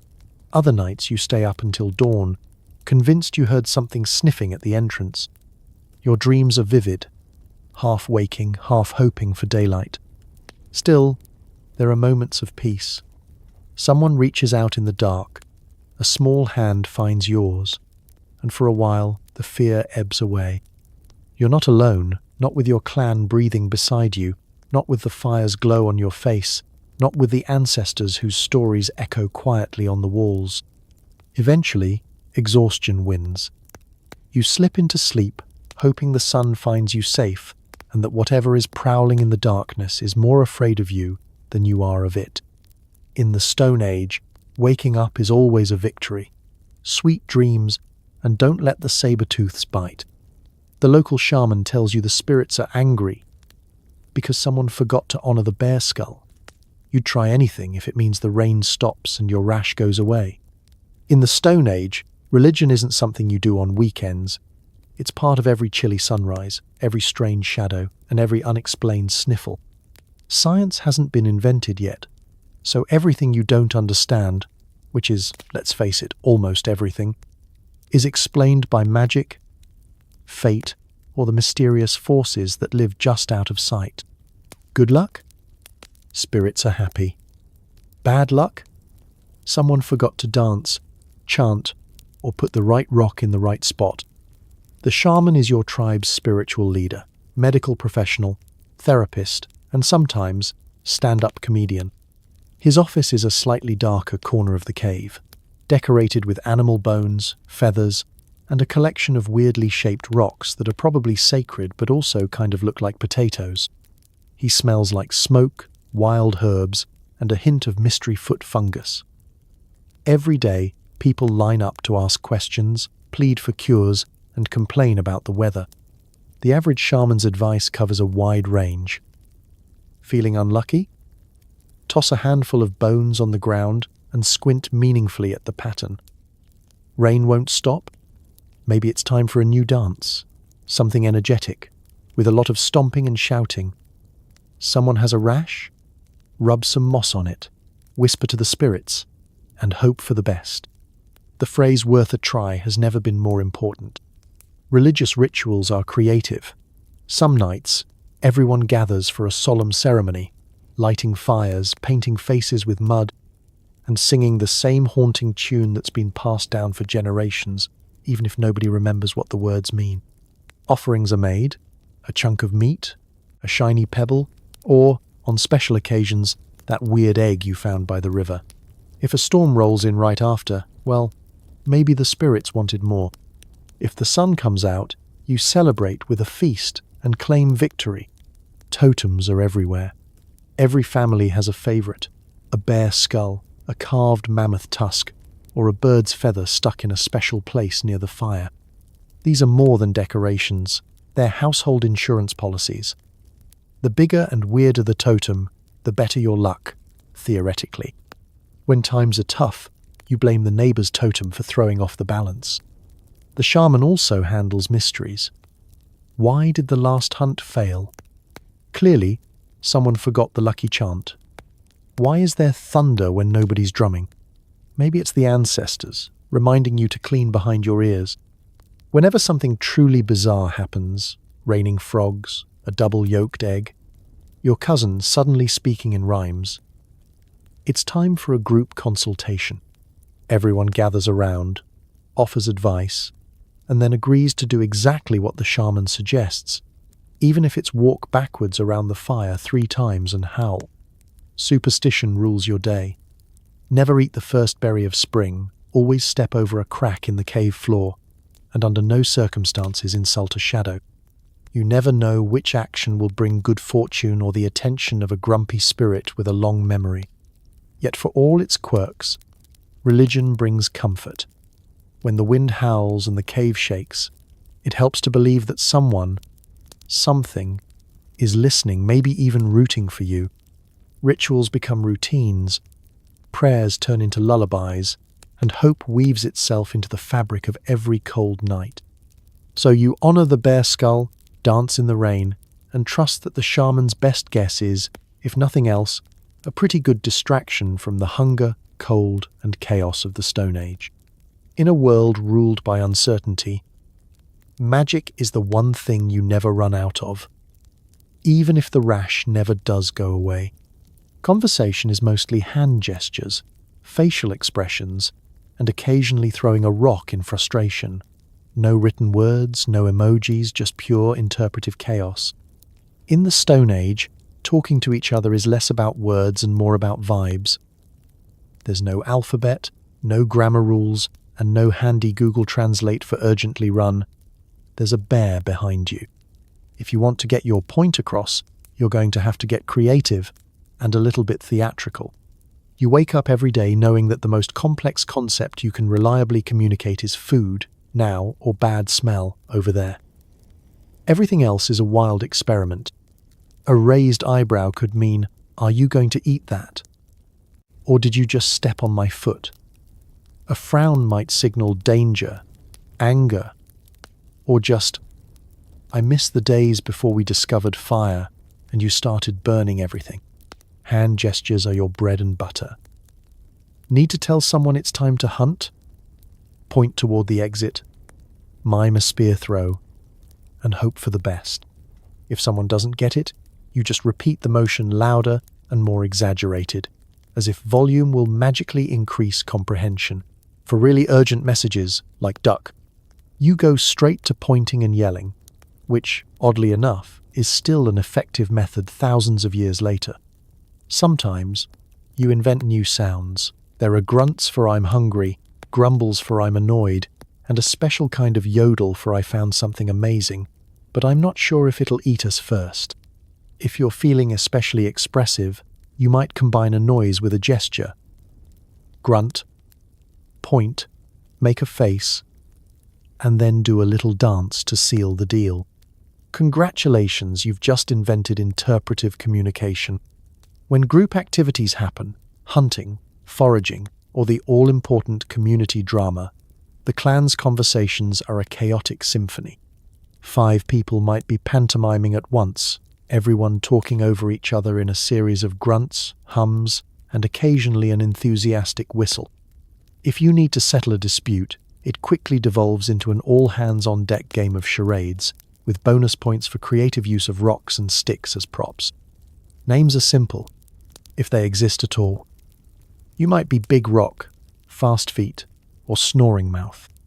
If someone calls you the wrong thing, you either accept it or spend the next week trying to establish a new nickname, preferably one that doesn't involve your most embarrassing moment.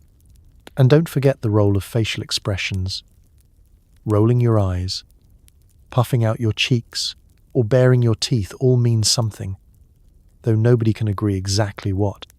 Smiling is usually safe, unless you're showing too many teeth, in which case you might accidentally challenge someone to a wrestling match for the best sleeping spot. The most advanced form of communication is storytelling by the fire. Here, gestures become more elaborate, and you add sound effects, silly walks, and wild gesticulation. Everyone takes turns laughing, groaning, and arguing about whether last night's story is even possible.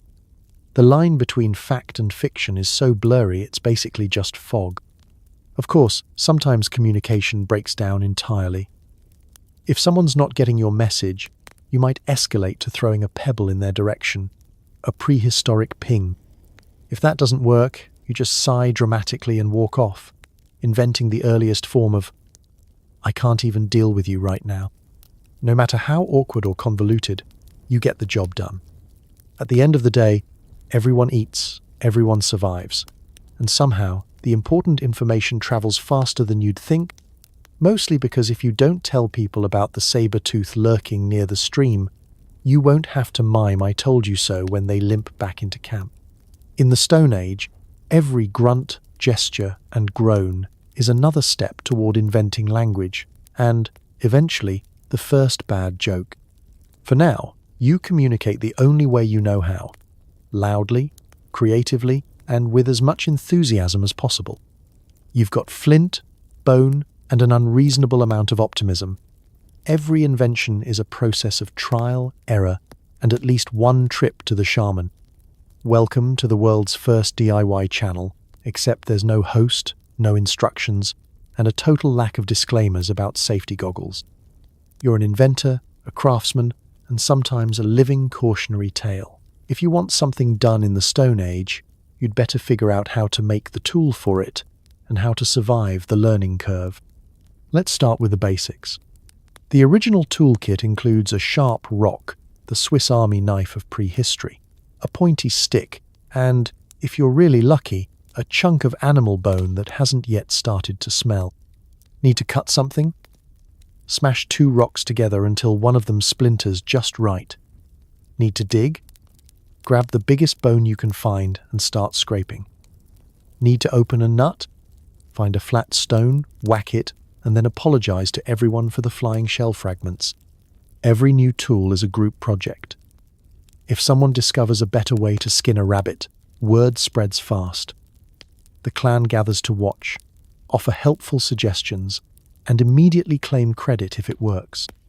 If it doesn't, everyone agrees it was a learning experience, and the unlucky inventor gets to keep the bruises as a souvenir. Of course, most of tool making is pure trial and error.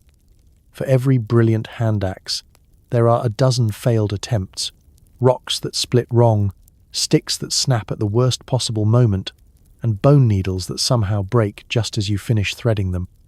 Every new project starts with hope and ends with a pile of shrapnel and a vow to try again tomorrow.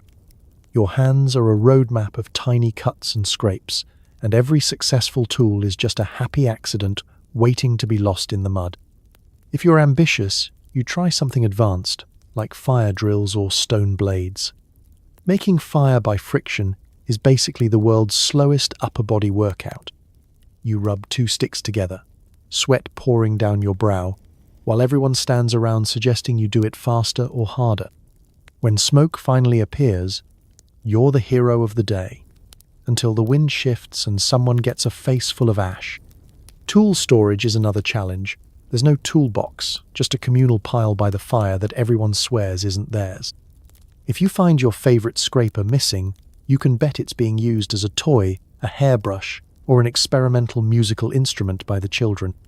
Retrieving it involves elaborate negotiations and at least one exchange of shiny pebbles. And don't forget repairs. Everything breaks, usually at the worst time, like when you're trying to open a stubborn bone or carve a picture on the cave wall for tonight's entertainment. The only fix-it strategy is make another one, or, if you're desperate, tie it together with sinew and hope nobody notices the wobble. Tool envy is real. The best tools are prized possessions, passed down or fiercely guarded. There's always someone with the good hand axe, and their popularity rises and falls depending on how generous they're feeling.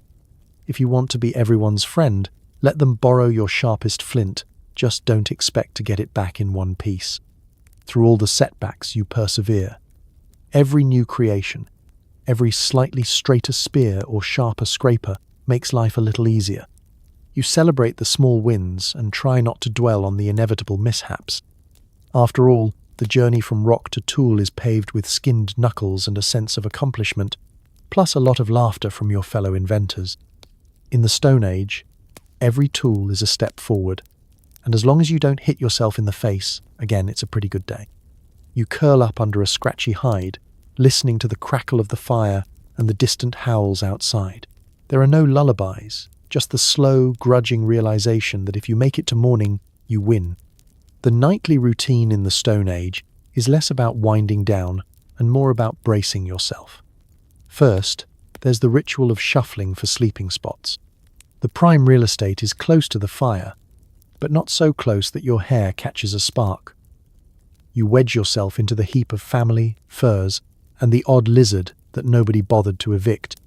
Personal space is a foreign concept. Warmth is the only thing that matters.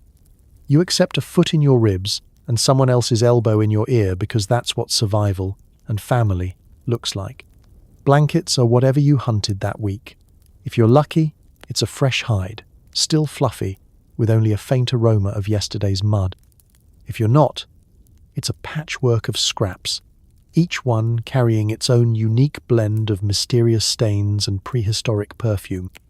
There's always a negotiation about who gets the thickest part and whose turn it is to sleep on the edge, exposed to the icy draft and, just maybe, the business end of a passing spider.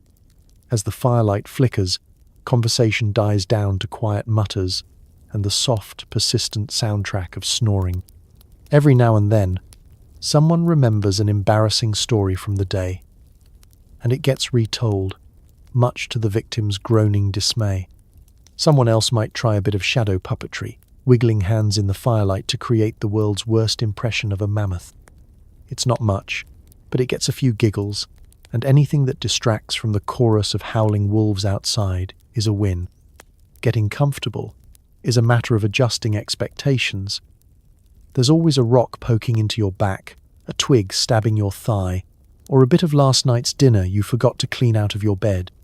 Pillows don't exist. If you're clever, you roll up an old hide or use a pile of leaves. If you're unlucky, you just make do with your own arm and hope it doesn't fall asleep before you do. Anxiety is the night's unwelcome guest. Every unfamiliar sound, the shifting wind, a far-off roar, a branch snapping outside, sends a shiver down your spine.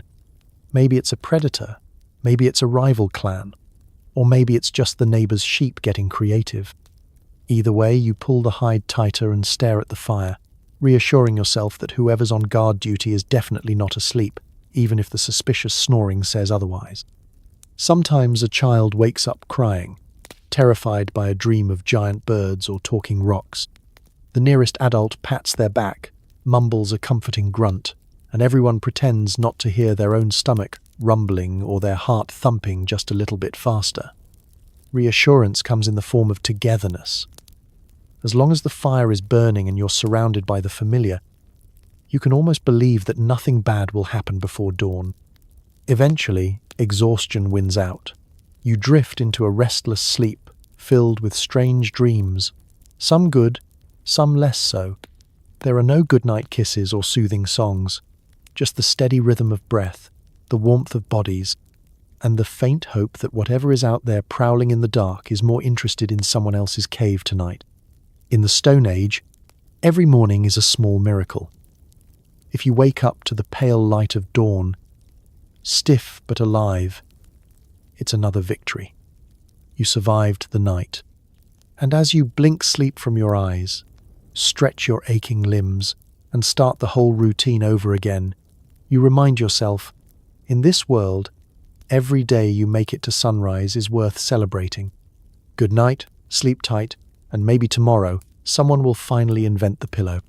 Predicting the weather in prehistory is like playing roulette with your health. Today's forecast might include freezing winds, flesh-melting heat, or a gentle downpour of rocks from an annoyed volcano. There's no umbrella, no app, and the only warning you get is when the mammoths start running the other way. In the Stone Age, every day's weather is a total surprise, and usually not a good one. Your only meteorologist is the oldest person in the cave, whose system for predicting the weather is based on how loudly their knees creak. If Grandpa can't stand up without groaning, everyone grabs an extra hide and braces for an Arctic blast. If your joints feel fine, that's when you should really worry. Your main tools for forecasting are animal behavior, sky color, and a healthy dose of superstition. If the birds disappear, it's time to start building a raft. If the wolves are howling in broad daylight, someone's probably about to get drenched. A red sky at morning is an omen. A red sky at night is, well, still probably an omen, just a slightly warmer one. Let's talk about precipitation. In this world, rain doesn't just mean getting a little wet. It means the cave will flood, the fire will go out, and you'll spend the next 12 hours trying to keep your dinner dry and your morale drier. If you're really unlucky, Hailstones the size of your fist start falling, turning your foraging trip into an extreme sport and sending everyone sprinting for the nearest overhang. The bruises are impressive, but at least it's a change from mosquito bites. And then there's the heat. Some days, the sun rises with a vengeance, roasting everything that isn't already hiding under a rock. Shade becomes a precious commodity, furs are ditched, and the only wind is your own desperate panting. You dream of snow, even as you bake in the open, swapping stories about that one time it was so hot, someone actually tried to cool off by rolling in mammoth dung. It didn't work, but it did clear the crowd. Of course, the real fun begins when the Earth decides to get involved. Volcanic eruptions aren't just bedtime stories, they're a genuine hazard. The mountain in the distance rumbles ominously, and everyone starts a round of wild speculation. Will it be smoke? Ash? A river of glowing rock that chases you down the valley? The only good news is that lava moves slow enough for most people to outwalk it. The bad news? The mammoths always outrun you, so you know things are serious when they start stampeding in the opposite direction. Wind is another enemy. Some days, it's a gentle breeze that makes you grateful for a bit of relief from the bugs. Other days, it's a screaming, howling force that turns every hide into a parachute and every child into a makeshift tumbleweed. Dust storms fill your mouth, nose, and dinner with a gritty texture that no amount of optimism can call crunchy. The closest thing you have to a weather report is a series of panicked announcements. Clouds look weird, rivers rising, there's ash on the mammoth. If you want to be a trendsetter, you can always try inventing a system of weather symbols. Maybe a sad stick figure for rain, a wide-eyed mammoth for wind, or just a pile of rocks for don't even bother today. Yet somehow, you adapt. You huddle closer on cold nights, scatter when the sky turns black, and share your best stories when the thunder rolls. If your fire survives the night, and your hair doesn't smell too much like burnt ozone, you count it as a win. In prehistory, the weather isn't just background noise. It's the main event, the wild card, and the reason you check for falling frogs before every meal. Umbrellas? Still several thousand years away. So you grin, bear it, and hope the next forecast is just mild with a chance of surviving. Your living space could use a little flair. Maybe hang a saber-toothed tooth by the entrance or scatter some shiny stones for ambiance. The only rule of prehistoric decorating: if it's pretty and not actively biting you, it's art. Feng Shui is mostly about not tripping over a femur in the dark. In the Stone Age, the only thing trendier than a bear skull centerpiece is having one that you personally helped collect. Decor isn't about matching your throws to your wall color. The walls are stone and the color is still stone. It's about showing off your survival skills and your eye for things that look interesting, intimidating, or at least less dirty than usual. If Martha Stewart time-traveled here, she'd weep. Let's start with the statement pieces. A saber-toothed fang dangling by a strip of sinew at the cave entrance is a great way to say welcome and tread lightly. Not only does it keep away evil spirits, but it also gives the neighbors something to talk about.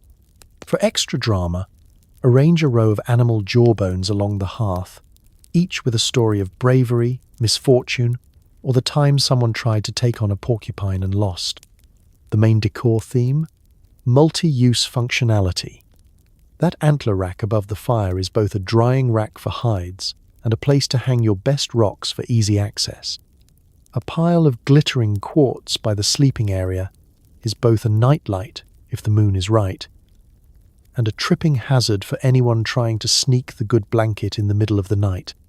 Shiny stones are especially prized. If you find one, you don't just keep it. You make sure every visitor notices it as soon as they walk in. Oh, that old thing? Just a rare piece of river crystal. Found it when I outran a hyena. Art is everywhere, literally. If there's a blank space on the wall, someone's drawn a mammoth, a stick figure hunter, or a mysterious handprint. Each painting tells a story. Maybe about the big hunt, or maybe just a bored child's masterpiece.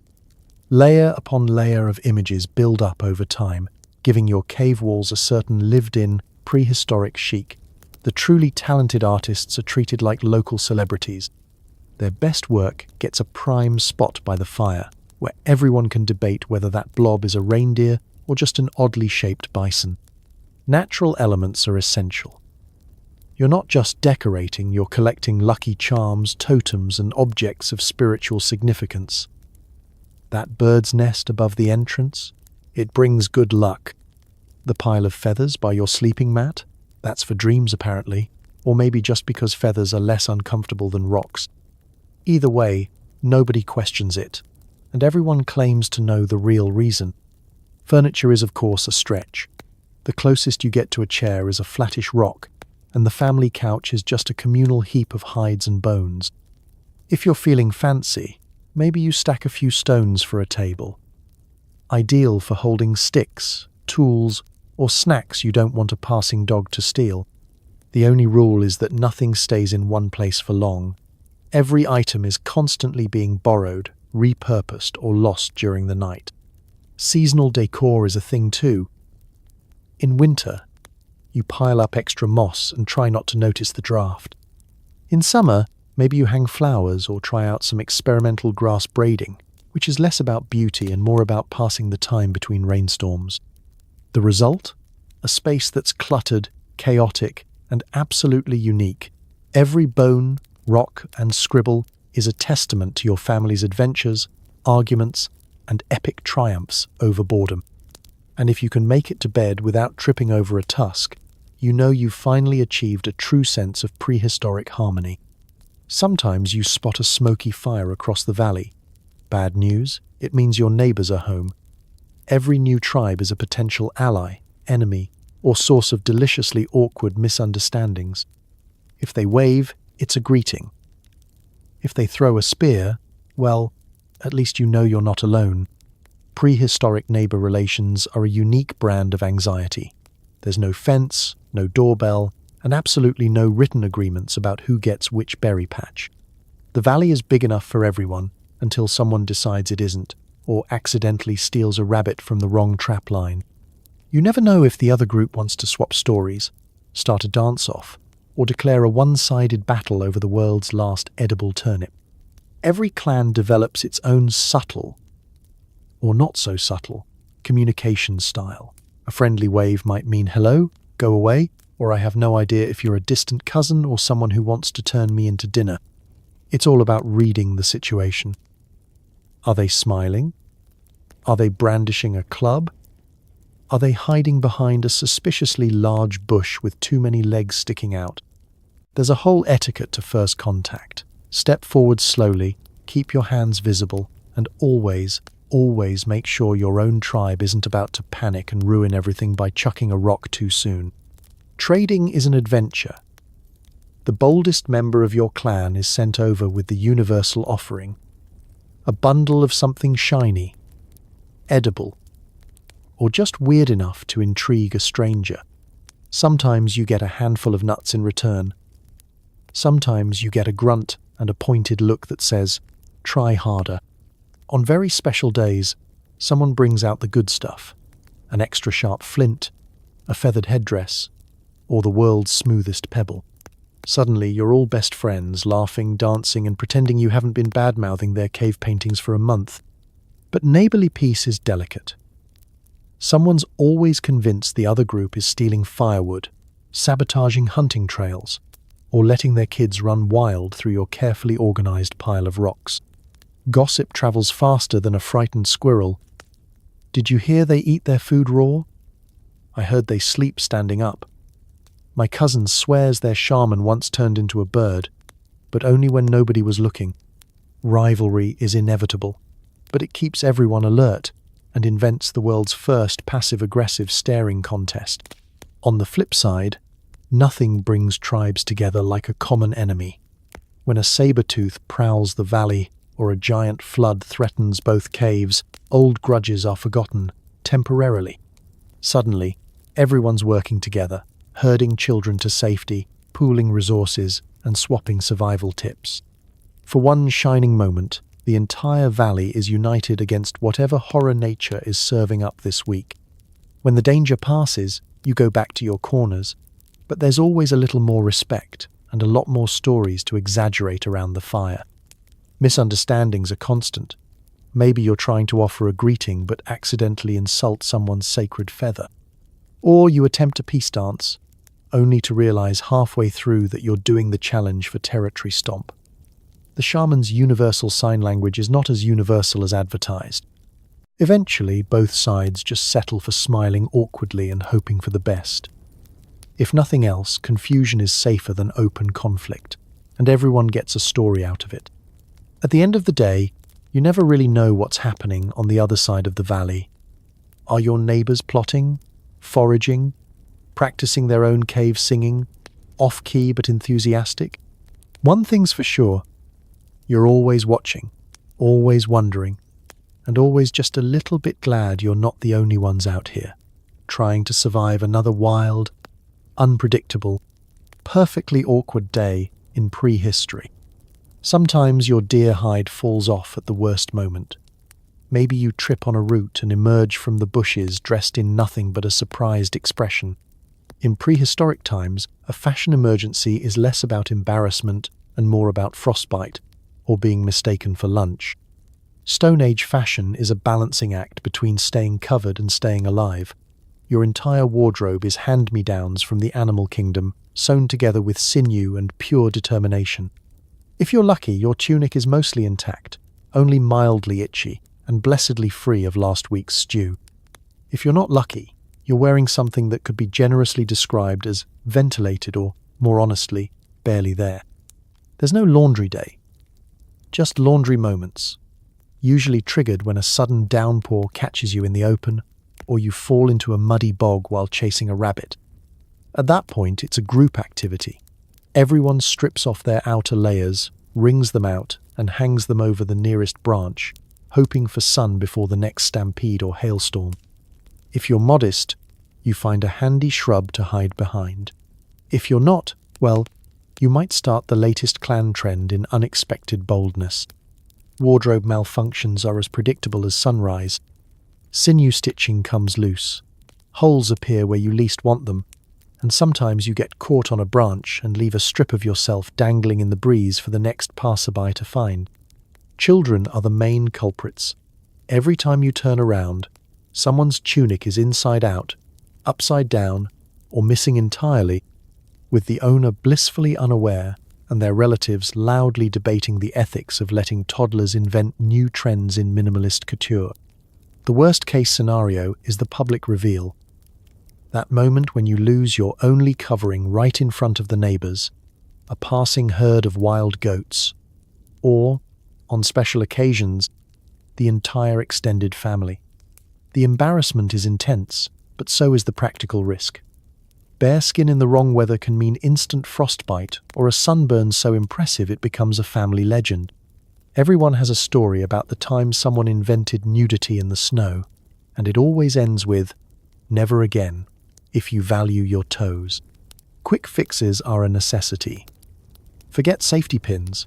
You use thorns, extra sinew, or in a pinch, a cleverly tied vine. Creative wrapping is an art form. You become an expert in the emergency toga, the improvised scarf, or the classic "if I don't move, maybe nobody will notice." Sometimes fashion is about confidence, or at least the ability to look unfazed while shivering. Of course, there are social consequences to a wardrobe failure. Jokes are made, songs are invented, and the elders remind you, for the 1000th time, about the importance of double knots. If you're on the receiving end of the laughter, all you can do is wrap yourself back up, strike a pose, and pretend you meant to start a new look. If you're especially clever, you can spin the story into a heroic tale. That's right, I wrestled a wildcat in nothing but my wits and a smile. On the upside, prehistoric fashion is forgiving.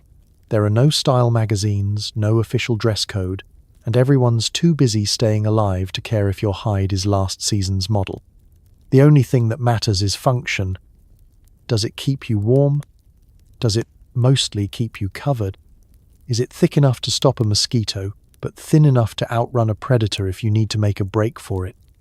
So next time you lose a shoe or split a seam, spare a thought for your ancestors, who survived not just the weather, the wildlife, and the neighbors, but the constant risk of accidental nudity and unplanned freezing breezes.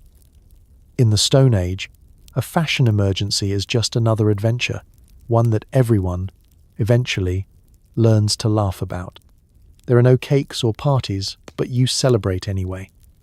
Another trip around the sun is marked by surviving a stampede, finally starting a fire, or just not getting eaten. Traditions are invented on the fly, and if you live to see your 30th birthday, you are officially the village's wise old fossil. In the Stone Age, every milestone is less about age and more about achievement, or at least survival. Birthdays are rarely tracked, mostly because nobody invented a reliable calendar. If someone remembers you're a year older, it's usually because your hair got a little grayer or you gained another epic scar to show off by the fire. There's no happy birthday song, but there is the time-honored tradition of being handed the biggest hunk of roasted meat and a chorus of "didn't think you'd make it this far." Your first real milestone? Making it past infancy? Every baby that survives teething and learns not to crawl directly into the fire is a cause for celebration. The entire clan gathers around to coo, grunt approvingly, and assign nicknames based on whatever embarrassing incident happens first. Pebble Eater, Goose Chaser, and Loud at Night are all respectable starter names. Coming-of-age ceremonies are all about proving you can contribute, or at least not get in the way. There's no formal rite, but everyone knows the unwritten rules. Catch something, build something, or demonstrate a talent for not eating poison berries. The first time you help take down a wild boar, you're given a bone to chew on and a pat on the back. If you start a fire by yourself, you're a legend, at least until you accidentally burn the dinner, at which point you're demoted to apprentice for another year. As for adulthood, it's less about a specific age and more about competence. If you can gather, hunt, and not wander off during thunderstorms, you're grown. The elders might offer you a seat closer to the fire or let you choose your spot in the communal sleeping heap, luxuries reserved for those who've proven they won't wake up the whole cave with a nightmare every other night. Anniversaries are a big deal, though they're less about romance and more about shared survival. Remember that time we both escaped the flood? It's been 3 years since the Great Sneeze epidemic. Each event gets woven into family lore, retold with extra embellishments and occasional reenactments. If you can tell your story with enough flair, you earn extra portions at dinner and the right to gently tease younger members for being soft. Major milestones are sometimes accidental. Maybe it's the time you outwitted a predator, managed to sleep through a thunderstorm, or fixed a broken tool on the first try. These little victories become private holidays, honored with a feast if you're lucky, or a celebratory grunt and a new nickname if you're not. Surviving your first winter? That's cause for a week of smugness and exactly 0 chores, if you can get away with it. Old age is, ironically, the rarest milestone of all. If you make it to 30, you're not just respected, you're revered. The younger clan members gather to hear your stories, ask for your advice, and occasionally poke you to make sure you're not a particularly well-decorated boulder. You get first pick of the best hide and a front row seat to all major gossip. There are no gold watches or surprise parties, but every day you survive is worth a small, quiet celebration. The fact that you're still here, breathing, laughing, and occasionally outrunning danger, is the greatest milestone of all. In the Stone Age, the party never stops, because the whole point of life is simply not to die. So tonight, when you tuck yourself into your slightly less crusty hide, remember, every new morning is a victory. Every scar is a trophy, and so, somehow, you survived a full day in prehistoric times. Maybe you only lost a little dignity, a few toes to frostbite, and the last scrap of your emotional stability, but hey, small wins. You've braved mud for breakfast, bathed in streams colder than your in-laws' stairs, and spent the night in a lumpy pile of mammoth-scented furs, hoping the only thing nibbling your feet is a distant relative and not a saber-toothed tiger. Tonight, as you lie in your clean, heated home, possibly still annoyed at your neighbor for using your Wi-Fi, take a moment to be grateful for the little things.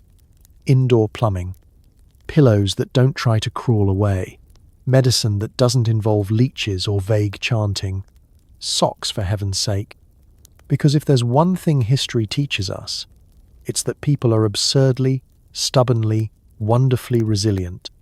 For tens of thousands of years, our ancestors toughed it out through endless winters, hungry predators, and fashion choices that would make your high school yearbook blush.